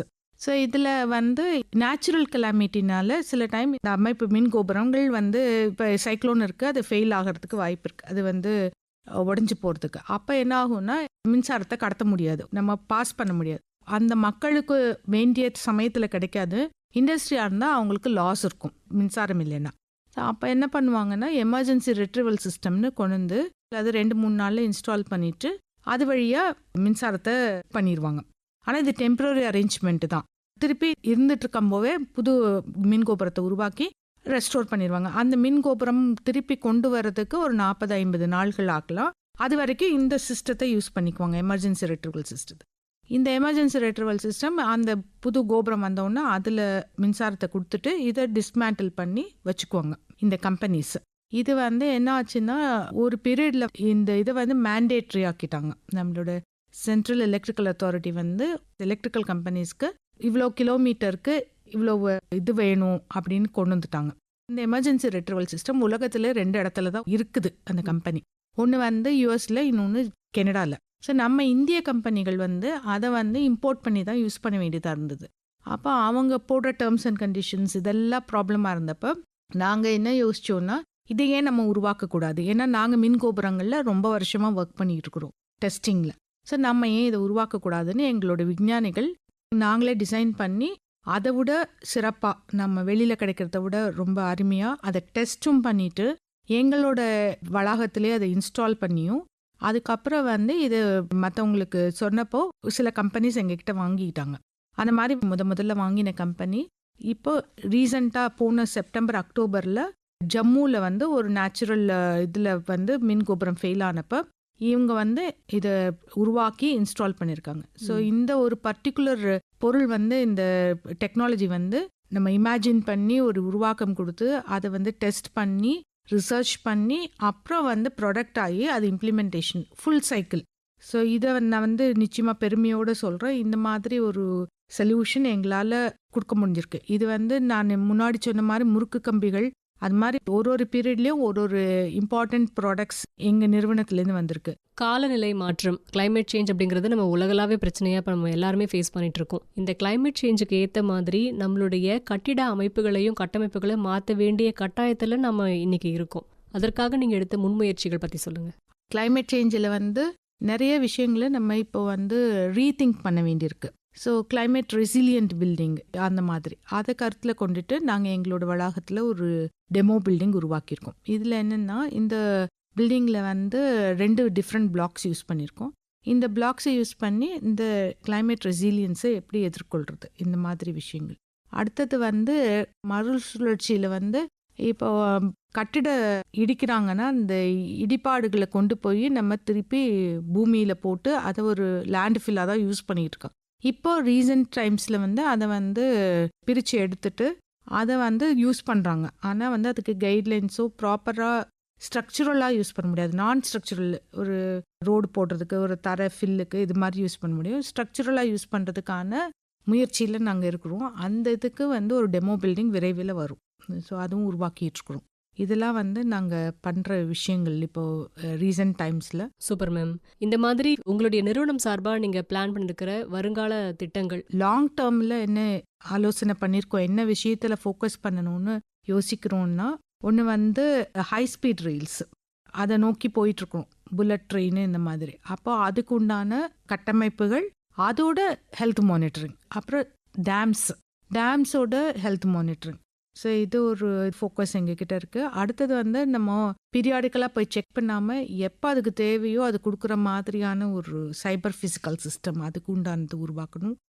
அதே மாதிரி இந்த மாதிரிகள், அதாவது டிஜிட்டல் ட்வின்னு சொல்கிறாங்க, நம்ம ஆக்சுவல் ஃபிசிக்கலை வந்து நம்ம கம்ப்யூட்டர்லேயே வச்சுக்கிறது, அதை அப்டேட் பண்ணுறது, அதை ஒரு சைக்கிள் மாதிரி வச்சுட்டு நம்ம வந்து ப்ரெடிக்டிவ் மெயின்டெனன்ஸ்க்கு யூஸ் பண்ணுற மாதிரி. இதெல்லாம் எங்களோட லாங் ரன்னில் வச்சுருக்கிறோம். நிறைய முயற்சிகள் அது தொடர்ந்து போயிட்டு இருக்குது. அடுத்தது வந்து டிசாஸ்டர் மிட்டிகேஷனில் பார்த்தீங்கன்னா மல்டி ஹெசார்ட். இப்போ ஒரு வெறும் எர்த்குவேக் இல்லை, சைக்ளோனு இல்லை, சைக்ளோன் ப்ளஸ் சுனாமி, அந்த மாதிரி நிறைய மல்டி ஹெசார்டாக இருக்கிறது ஸ்ட்ரக்சர்ஸ் எப்படி பண்ணுறது, அப்புறம் கிளைமேட் சேஞ்சை எப்படி அட்ரெஸ் பண்ணுறது, அப்புறமா வந்து ரெனியூவபிள் எனர்ஜி இன்ஃப்ராஸ்ட்ரக்சர். ஸோ சொன்ன மாதிரி ஆஃப் ஷோரில் இருக்கிறதுல wind, solar and other related things, hybrid systems. அப்புறம் ஏஜிங் இன்ஃப்ராஸ்ட்ரக்சர். ஸோ இது வந்து ஏற்கனவே அது சம்மந்தமான எக்ஸ்பர்டைஸ் இருக்குது, இன்னும் ஃபர்தராக எப்படி எடுத்துகிட்டு போகிறோம், இதெல்லாம் எங்களோட லாங் ரன்னில் இன்னும் யோசிச்சுட்ருக்குறோம். உங்களுடைய லாங் டேர்ம் கோல்ஸ் பற்றிலாம் சொல்லிட்டு இருந்தீங்க. இதை கேட்டுட்டு இருக்கக்கூடிய சிவில் இன்ஜினியர் மாணவர்கள் இல்லை ஸ்ட்ரக்சரல் இன்ஜினியர் மாணவர்களுக்கு ஒரு கேள்வி வரும். இணைய வழியில் கற்றுக்கிறதுக்கு வாய்ப்புகள் இருக்கா? நீங்கள் உங்கள் நிறுவனம் சார்பாக ஏதாவது பயிற்சிகள் கொடுக்குறீங்களா? இணைய வழி கிடையாது, ஆனால் வந்து வெபினார்ஸு இருக்குது. அது போக நாங்கள் வந்து அட்வான்ஸ் கோர்சஸ் கண்டக்ட் பண்ணுறோம். இந்த காலேஜில் சொல்லிக் கொடுக்காத நிறைய விஷயங்கள் இதுக்கு வந்தீங்கன்னா தெரியும். எங்களோட லேபரட்டரிஸும் விசிட் பண்ணலாம், ப்ளஸ் கல்லூரிகளில் நீங்கள் கேள்விப்பட்டிருக்க மாட்டீங்க, அந்த மாதிரி விஷயங்களும் இதுலேருந்து கற்றுக்கலாம். இது வந்து நாங்கள் எப்படி பண்ணுறோன்னா, ப்ராக்டிசிங் இன்ஜினியர்ஸ் வருவாங்க, டீச்சர்ஸ் வருவாங்க, அதாவது காலேஜில் ஒர்க் பண்ணுற ப்ரொஃபஸர்ஸ், அசிஸ்டன்ட் அவங்களாம் வருவாங்க, ஸ்டூடெண்ட்ஸும் வருவாங்க. ஸோ இது வந்து ஒரு நல்ல ஒரு நெட்வொர்க்கிங்க்கும் யூஸ்ஃபுல்லாக இருக்கும், நிறைய நாலேஜும் கெயின் பண்ண முடியும். இந்த துறைக்கு வரும்போது பெண்களுக்கு இருக்கக்கூடிய சவால்கள்னு நீங்கள் நினைக்கிறது என்ன மேம்? பெண்களுக்கு வந்து சவால்கள்னு நான் யோசிக்கணும்னா, இப்போது என்னோட நிறுவனத்தில் கிட்டத்தட்ட 25% வந்து பெண்கள் இருக்காங்க. இப்போ ஆண்களுக்கு ஒரு விதத்துலையும் குறைந்தவர்கள் இல்லை. இன்னும் சொல்லப்போனால் சில விஷயங்கள் இப்போ டெக்னாலஜி நான் எடுத்துக்கிட்டேன்னா, லேடிஸ் சயின்டிஸ்ட் உருவாக்கின டெக்னாலஜி நிறைய இருக்குது. அது போக வந்து இப்போ சைட்டுக்கு போகிறதுங்கிறதுல வந்து நிறைய இவங்க எல்லாருமே போகிறாங்க, சைட்டுக்கு போய் சொல்யூஷன் கொடுக்குறவங்க. இதில் எனக்கு என்ன சவாலுன்னு நான் யோசிக்கிறேன்னா, ரெண்டே விஷயந்தான். ஒன்று வந்து சேஃப்டி. இந்த மாதிரி ரிமோட் பிளேசஸ்க்கு, ஏன்னா இப்போ ஒரு பிரிட்ஜ் இருக்குது, இல்லைன்னா ஒரு பவர் பிளான்ட் ஸ்ட்ரக்சர் இருக்குன்னா அது ஒன்றும் சிட்டிக்குள்ளே இருக்காது, அக்சசிபிலிட்டி அந்த கொஞ்சம் தள்ளி தான் இருக்கும். ஸோ இது அந்த ரிமோட் பிளேசஸ்க்கு போகையில் சேஃப்டி ஒரு ஆஸ்பெக்ட். இன்னொன்று வந்து இப்போ ஒரு ரெஸ்ட் ரூம் போகணும்னு வச்சுக்கோங்களேன், கழிவறை, அந்த வசதிகள் வந்து இன்னும் நம்ம நாட்டில் அந்த மாதிரி இடங்கள்ல போகிறது போது கொஞ்சம் சங்கடங்கள் இருக்குது. அது தவிர வேறு எதுவும் நான் பார்க்கல. ஏன்னா இவங்க எல்லாருமே போயிட்டு தான் இருக்கிறாங்க, சொல்யூஷன் கொடுத்துட்டு தான் இருக்காங்க. டெஸ்டிங்கில் இப்போ லேபில் பார்த்தீங்கன்னா அவங்களுக்கு ஆண்களுக்கு நிகராகவோ சில சமயம் மேலாவோ என்னோட பெண்கள் வந்து பெண் விஞ்ஞானிகள் நிறையவே பண்ணுறாங்க. அறிவியல் அப்படிங்கிறது புதிர் கிடையாது, அது ஆராய்ச்சி செய்யப்பட வேண்டிய ஒரு விஷயம். நம்ம வாழ்க்கையில் ஒரு ஒன்றி போன விஷயங்கிறத எல்லாரும் புரிஞ்சுக்கணும். அதான் எப்பொருள் யார் யார் வாய் கேட்பினும் அப்பொருள் மெய்ப்பொருள் காண்பது அறிவு, அதுதான் அறிவியல். ஸோ அது வந்து எல்லாராலையும் செய்ய முடியும். பொதுவாக பெண்களுக்கு இருக்கக்கூடிய ஒரு சவால், வீட்டையும் பார்த்துக்கணும், வேலைக்கும் போகணும். அதுலேயும் வேலையை தாண்டி ஆராய்ச்சி துறைன்னு வந்த பிறகு, ஆராய்ச்சினா அதுலேயும் மூழ்கி கிடந்தாகணுமே, ஒரு விஞ்ஞானியாக வீட்டையும் உங்களுடைய ஒர்க்கையும் எப்படி பேலன்ஸ் பண்ணிக்கிட்டீங்க? வீட்டையும் ஒர்க்கையும் பேலன்ஸ் பண்ணுறதுக்கு நிச்சயமாக வந்து நம்மளுக்கு ஃபேமிலியில் பயங்கர சப்போர்ட் வேணும். ஃபர்ஸ்ட் வந்து கல்யாணம் ஆகலைன்னா அம்மா அப்பா கிட்ட நிச்சயமாக சப்போர்ட் வேணும், அது நிச்சயமாக கிடச்சிரும் மோஸ்ட்லி. ஆனால் கல்யாணம் ஆனதுக்கப்புறம்னு பார்த்தீங்கன்னா நம்ம ஃபர்ஸ்ட் வந்து ஸ்பவுஸ் பெண்களாக இருக்கிறதுனால ஹஸ்பண்ட் கிட்ட பயங்கர சப்போர்ட். அந்த விதத்தில் ஐம் லக்கி. லைக் எனக்கு வந்து அவர் பயங்கர சப்போர்ட்டு, என்கரேஜ்மெண்ட் கொடுப்பாரு. அது வந்து அதே சமயம் அதை அட்வான்டேஜாக யூஸ் பண்ணிடக்கூடாது. ஸோ நிறைய இடத்துல என்ன ப்ராப்ளம் ஆயிருதுன்னா, நம்ம வந்து நம்ம செய்ய வேண்டிய சில விஷயங்கள் செஞ்சு தான் அந்த பேலன்ஸ் எடுத்துக்கணுமே ஒழிய, ஆனால் அது தவிர நீங்கள் வந்து இதையே ஒரு அட்வான்டேஜாக யூஸ் பண்ணி நான் வேலைக்கு போகிறேன் அதெல்லாம் செய்ய மாட்டேன்னா கடைசியில் கருத்து வேற்றுமை தான் ஏற்படும். அது மாதிரி இல்லாமல் ரெண்டு சைட்லேயும் வேணும். ஒன்று வந்து அவங்க சப்போர்ட் பண்ண ரெடியாக இருந்தாலும் நம்மளும் அதுக்கு தகுந்த மாதிரி இருந்தோன்னா நிச்சயமாக பேலன்ஸ் பண்ண முடியும். எல்லாமே வந்து ஒரு give and take, carrying and sharing தான். அது வந்து நம்ம வந்து கரெக்டாக பண்ணும்போது நிச்சயமாக அவங்களும் ரெடியாக தான் இருக்காங்க. இந்த காலத்தில் வந்து எல்லா ஜென்ஸும் வந்து they are also open, like they are ready to support. அதே மாதிரி நம்மளும் அவங்களோட விஷயங்களுக்கு தோள் கொடுக்கணும். குடும்பங்கிறது வந்து தனித்தனியாக இல்லையே, கூட்டாக தானே இருக்கிறோம். பெண்கள் தங்களுடைய ஹெல்த்தில் எந்த அளவுக்கு கவனமாக இருக்கணும்? யூஸ்வலாக நம்ம அம்மாக்கள் எல்லாம் பார்த்தீங்கன்னா அவங்க கடைசி மிஞ்சினதை தான் சாப்பிடுவாங்க. அதே மாதிரி அவங்க வந்து ஒரு விஷயம் கால் இப்போ வலிக்குதுன்னா அவங்க லைட்டாக சொல்லிட்டு இருப்பாங்களே ஒழிய, ஆனால் அதை பற்றி ரொம்ப கேர் பண்ணிக்க மாட்டாங்க. ஒரு கட்டத்தில் வந்து அது முடியவே முடியாதுன்னப்ப தான் டாக்டர்கிட்ட போக யோசிப்பாங்க. இன்னைக்கு நம்ம வந்து வேலைக்கு போகையில அந்த மாதிரி இருக்க முடியாது. நம்ம என்ன பண்ணணும்னா ஸ்டார்டிங்லேயே அதுக்கான அறிகுறி இருக்கையிலேயே நம்ம வந்து அதுக்கான கேர் எடுத்துக்கணும். இன்னொன்று வருமுன் காப்பது தான் வந்து எப்போவுமே பெஸ்ட்டு. ஸோ அதுக்கு நம்ம ரெகுலர் ப்ராக்டிஸு, எக்ஸசைஸ், யோகா, அப்புறம் வந்து நம்ம சாப்பாட்டு கண்ட்ரோலு, இது எல்லாமே இருக்கும்போது நம்ம வந்து ஃபிட்டாக இருக்க முடியும். எந்த ஒரு விஷயம் செய்யணுனாலும் ஆணாக இருந்தாலும் பெண்ணாக இருந்தாலும் ஃபஸ்ட்டு நம்ம ஃபிசிக்கலாக ஃபிட்டாக இருந்தால் தான் நெக்ஸ்ட் லெவலே போக முடியும். அதுக்கப்புறம் அதுக்கு உண்டான ஆற்றல் வேணும், அதுக்கு உண்டான நெக்ஸ்ட் லெவல் போக முடியும். அதுக்கப்புறம் நம்மளுக்கு உண்டான மனநலன் வேணும். ஸோ வந்து அந்த மென்டல் ஸ்ட்ரென்த்து இதெல்லாம் தாண்டி அதுக்கு உண்டான அறிவு, அதுக்கப்புறம் தான் நம்ம கோலை ரீச் பண்ண முடியும். ஸோ இதெல்லாம் various steps. First step is physically fitness. So physical fitness இருந்ததுன்னா சுவர் இருந்தால் தானே சித்திரம் வரைய முடியும். அந்த ஃபர்ஸ்ட் ஸ்டெப்பு நம்ம கவனமாக பார்த்து. இப்போ நிறைய மாணவர்கள் +2 முடிச்சுட்டு எந்த துறைக்குள்ள போகணும்னு ஒரு கேள்வியோட நிற்பாங்க. அப்போ பெரும்பாலான பெற்றோர்கள் சொல்ற விஷயம் வந்து இந்த துறையை தேர்ந்தெடுத்தா நல்லா சம்பாதிக்க முடியும் அப்படிங்கிற விஷயத்த மட்டும்தான் ஃபோக்கஸ் பண்ணி சொல்லிட்டு இருப்பாங்க. பட் ஆராய்ச்சி துறைக்குள்ள ஒரு விஞ்ஞானியா ஒரு மாணவன் மாறணும் அப்படிங்கிறதுக்கு பெற்றோர்களுடைய சப்போர்ட் எந்த அளவுக்கு முக்கியம்? நீங்கள் எல்லா விஷயத்தையும் பணம்ன்ற ஒரு அளவுகோலோட பார்க்க முடியாது. அதுக்கு மீறின விஷயங்கள் நிறையா இருக்குது. வெறும் பணம் மட்டுமே அளவுகோல் இல்லை. எல்லா வேலையும் வந்து ஈக்குவலி ரெஸ்பெக்டபிள் ஒர்க்கு தான். அது நீங்கள் எப்படி செய்கிறீங்கன்றது தான் இம்பார்ட்டண்ட்டே ஒழிய என்ன செய்கிறீங்கன்றது இம்பார்ட்டண்ட் இல்லை. ஒருத்தர் நேர்மையாகவும் அடுத்தவங்களை ஏமாத்தாமையும் இருக்கிறாரு அப்படிங்கிற விஷயம் செய்யும்போது ஸோ மதிப்புங்கிறது வந்து பணத்தினால இல்லை. நம்ம என்ன விஷயங்கள் செய்கிறோம், அடுத்தவங்களுக்கு எவ்வளோ தூரம் பயனுள்ளதாக இருக்குது அப்படிங்கிறத பார்க்குற மனப்பான்மை நம்மளோட பெற்றோர்களுக்கு வேணும். பணம் மட்டுமே குறிக்கோளாக இல்லாமல் பணம் தேவைக்கு மீறினது வந்து நம்மளுக்கு ஆடம்பரம் தான். அந்த தேவைக்கு அளவுக்கு மேலே அந்த பிள்ளையை போட்டு ப்ரெஷர் பண்ணுறோம். நம்ம பக்கத்து வீட்டில் இருக்கிறாங்க, இவங்க வீட்டில் இருக்காங்கன்னு அவங்கள போட்டு ப்ரெஷர் பண்ணுறோம். அவங்கள அந்த லைஃப்பை என்ஜாய் பண்ண விடலை. நம்ம சின்ன வயசில் அப்படி இருந்தோமா? நம்ம அப்படி இல்லை. நம்ம வந்து நம்மளுக்கு பிடிச்ச விஷயங்கள் செஞ்சோம், எவ்வளோ விளையாண்டோம். நான் சொல்கிறது என்னை மாதிரி இருக்கிற ஏஜ் குரூப்பு. ஏன்னா நான் ஒரு 50-55 வயசுக்கு மேலே இருக்கிறவங்கள சொல்கிறேன். யாருமே ப்ரெஷர் பண்ணதில்லை. இதுதான் படிக்கணும், இப்படி தான் இருக்கணும், நீ இந்த இடத்துல கிடைச்சாதான் வேலை. கல்யாணம் பண்ணும்போது பார்த்தீங்கன்னா பிஸ்னஸ் பண்ணுறாங்கன்னா அவங்கள யாருமே கல்யாணம் பண்ணிக்கிறது விருப்பப்படுறது கிடையாது. ஏன்னா பிஸ்னஸில் வந்து இனிஷியலில் ஸ்ட்ரகிள்லாம் இருக்கும். ஸோ அதுக்கு ஃபேமிலியோட சப்போர்ட் ரொம்ப அவசியம். ஆனால் அந்த மாதிரி இருக்கிறவங்கள கல்யாணம் பண்ணிக்கிறதுக்கு அது ஆணாக இருந்தால் பெண்ணையும், பெண்ணாக இருந்தால் ஆணையும் செஞ்சுக்கிறதுக்கு ரெடியாக இல்லை. எல்லாருமே ஒரு இடத்துக்கு வேலைக்கு போகணும்னு தான் நினைக்கிறாங்க. எல்லாரும் வேலைக்கு போகணுன்னா யாராவது ஒருத்தர் வேலை ப்ரொவைட் பண்ணணும்ல, தொழில் முனைவோராக இருக்கக்கூடாது அப்படின்னு யோசிக்கலாம். அந்த மாதிரி இருக்கிறவங்களையும் என்கரேஜ் பண்ணணும். ஆனால் நிறைய மாற்றங்கள் தேவை. நிறைய துறைகள் இருக்குது. இன்றைக்கி நிறைய மாற்றங்கள் இருக்குது. நிறைய பிள்ளைகள் வந்து சயின்ஸ் எடுக்கணும்னு விருப்பப்படுறாங்க, பேசிக் சயின்சஸ் ஆர்ட்ஸ் எடுக்கணும்னு விருப்பப்படுறாங்க. ஸோ அவங்களுக்கு எந்த துறையில் பிடிச்சிருக்கோ அதில் வந்து ஒரு நல்ல நிலைக்கு வர முடியும். ஏன்னா ஆர்வம் இருக்கும்போது தன்னால் அது நிறைவேறும். இந்த மாதிரி மாணவர்கள் அறிவியல் ஆராய்ச்சி துறைகளில் வரதுக்காக நம்மளுடைய அரசாங்கத்து சார்பாக இருக்கக்கூடிய திட்டங்கள் பற்றி சொல்லுங்க மேம்.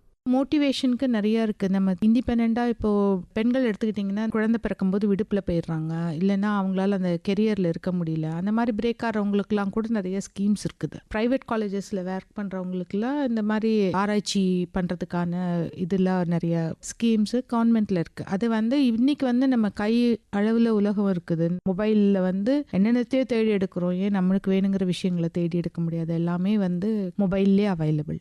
நம்முடைய ஆராய்ச்சி பொதுமக்களுக்கு பயன் தரும்போது, இந்த சமூகத்துக்கு பயன் தரும்போது நமக்கே ஒரு மனசு நிறைவாக இருக்கும் இல்லையா? அந்த மாதிரி பேரிடர் காலங்களில் முக்கியமாக நீங்கள் அந்த புயலால் ஏற்படக்கூடிய பாதிப்புகள் அதிலிருந்து பொதுமக்களை காப்பாற்றுறதுக்காக நீங்கள் ஒடிசாவில் ஒரு விஷயம் பண்ணீங்க உங்கள் நிறுவனம் சார்பாக. அதை பற்றி சொல்லுங்கள் மேம். இந்த ஒரிசா கோஸ்ட்டில் எப்போவுமே நம்மளுக்கு அடிக்கடி இந்த சைக்ளோன்ஸ் வரும். ஸோ நிறைய மக்கள் சிரமப்படுவாங்க. அப்போது வந்து ரெட் கிராஸ் சொசைட்டி வந்துட்டு இது ஒரு அமைப்பு இந்த கிராமத்தில் இருந்துச்சுன்னா அவங்க எல்லாரும் போய் அங்கே ஷெல்டர் மாதிரி இருந்துக்குவாங்க, அதை உருவாக்கித்தாங்கன்னு சொன்னப்போ நாங்கள் வந்து ஒரு சைக்ளோன் ஷெல்டர்ன்றதை உருவாக்கி அது ஒரு 1000 பேர் தங்கக்கூடிய வசதி. அது நார்மல் டேஸில் ஒரு மல்டிபர்பஸ் ஹாலாக யூஸ் பண்ணிக்கலாம். இதில் என்ன ஸ்பெஷாலிட்டினா இது கீழே வந்து நம்ம ஸ்டில்ட் ஃப்ளோர்னு சொல்லுவோம்ல, இப்போ கீழே கார் பார்க்கிங்க்கு விடுற மாதிரி அந்த கீழே இருக்கிற ஃப்ளோர் மேலே வந்து ஃபர்ஸ்ட் ஃப்ளோரில் வந்து ஃபுல்லாக எல்லோரும் ஸ்டே பண்ணிக்கலாம் 1000 பேர். இதை வந்து எங்களோட விண்ட் டனல்லே டெஸ்ட் பண்ணி இந்த டிசைன்ஸை ஃபைனலாக 37 அந்த மாதிரி உருவாக்கியிருக்கிறோம் அந்த ஒரிசா கோஸ்டில். அது ஒவ்வொரு வருஷமும் இந்த மாதிரி சைக்ளோனில் நிறைய பேர் அங்கே போய் பாதுகாப்பாக இருந்துட்டு அதனால நிறைய பேரோட உயிரும் பாதுகாப்பாக இருக்குது. ஸோ இது வந்து நாங்கள் வந்து ஒரு லாபத்துக்காக செய்யலை, ஒரு சொசைட்டிக்காக செஞ்சது. ஸோ இது வந்து ஒரு பெரிய நம்மளுக்கு ஒரு சாட்டிஸ்ஃபேக்ஷன் கொடுக்கும். பொதுமக்களுக்கு நீங்கள் சொல்ல விரும்பக்கூடிய விஷயம் என்ன மேம்? நம்ம வந்து கட்டிட பொறியியல்ங்கிறது ஒரு சிவில் தானே அப்படின்னு நினைக்காம நிறைய நம்மளுக்கு உபயோகமான ஒன்று. இதில் வந்து என்னன்னா நீங்கள் ஒரு இடத்துக்கு வேலைக்கு தான் போகணும்னு இல்லை, நீங்களே தொழில் ஆரம்பிக்க முடியும். அது மாதிரி ஈஸி தானே கட்டடம் செங்கல் வச்சு கட்டிடலான்னு நினைக்காதீங்க. அதில் நிறைய விஷயங்கள் இருக்குது. இதெல்லாம் வந்து புரிஞ்சுக்கிட்டு உங்கள் பிள்ளைகளை வந்து அட்லீஸ்ட் சில பேர் இந்த நிகழ்ச்சியை கேட்டு கொஞ்சம் பேர் சிவில் இன்ஜினியரிங் பக்கம் அவங்க பார்வையை திருப்பினாங்கனாலே நான் நினைக்கிறேன் இன்னைக்கு வந்ததோட பலன் எனக்கு கிடைச்சிரும். அடுத்தது வந்து கட்டமைப்பு, அந்த மாதிரி ஆராய்ச்சிங்கிறது எப்படின்னா பொறுமை வேணும். இன்னைக்கு ஆரம்பிச்ச உடனே ரிசல்ட் வராது. நம்ம ஒன்று யோசிச்சிருப்போம், அதே மாதிரி ரிசல்ட் வராது. இது எல்லாத்துக்கும் வந்து ஒரு விடாமுயற்சி வேணும். இதெல்லாம் வந்து பள்ளி மாணவர்களுக்கு நிச்சயமாக வேணும். அப்படின்னா தான் அவங்க அடுத்த லெவல் வர முடியும். ஸோ இந்த மாதிரி இருக்கிற விஷயங்கள்ல நிச்சயமாக நிறைய புது முயற்சிகள், நாட்டுக்கு நம்ம செய்கிற ஒரு நல்ல விஷயங்கள், இதெல்லாம் பார்க்கும்போது ஆராய்ச்சி துறைக்கு வர்றதுக்கு ஹெசிடேஷன் இல்லாமல் வரலாம். இவங்க எல்லாரும் நம்மளுக்கு நிறைய சாட்டிஸ்ஃபேக்ஷன் கொடுக்கக்கூடிய விஷயங்கள் நிறைய பண்ண முடியும். ஏன்னா இப்போ ஒரு பாலம் கட்டுறோன்னா எத்தனை கோடி மக்கள் யூஸ் பண்ண போகிறாங்க. அப்படின்றப்ப அதை நல்லா செஞ்சோன்னா இன்னும் நம்மளுக்கு மனசுக்கு சிறப்பாக இருக்கும். அந்த சாட்டிஸ்ஃபேக்ஷனாகவும் இருக்கும். ஸோ நிச்சயமாக இந்த நிகழ்ச்சியை கேட்குற எல்லாருக்குமே அறிவியல் ஆராய்ச்சி துறைகளுக்குள்ளே வரணும் அப்படிங்கிற ஒரு ஆசை நேரம் வந்திருக்கும். நிறைய பேர் அறிவியல் துறைக்குள்ளே வரணும், ஆராய்ச்சி துறைக்குள்ளே படி எடுத்து வைக்கணும் அப்படிங்கிறது எங்களுடைய வேண்டுகோளாகவும் இருக்குது. எந்த ஒரு சவாலுக்கும் எங்ககிட்ட தீர்வு இருக்குது அப்படின்ட்டு உங்களுடைய ஆராய்ச்சி மூலயமா இந்த சமூகத்துக்காக நிறைய விஷயங்கள் நீங்கள் பண்ணிட்டுருக்கீங்க. உங்களுடைய பணிகள் மேலும் மேலும் தொடர எங்களுடைய வாழ்த்துக்கள். மேம், நிறைய விஷயங்கள் எங்கள் நேயர்களுக்காக எங்களோட பகிர்ந்துக்கிட்டீங்க. மிக்க நன்றி. இதுவரை சென்னை அறிவியல் மற்றும் தொழில்துறை ஆராய்ச்சி குழுமத்தின் கட்டமைப்பு பொறியியல் ஆராய்ச்சி மைய இயக்குனர் டாக்டர் என் ஆனந்தவல்லி அவர்களுடனான நேர்முகம் கேட்டீர்கள். உடன் உரையாடியவர் கே. வித்யாவதி. படைப்பு ஆகாஷ்வாணி சென்னை.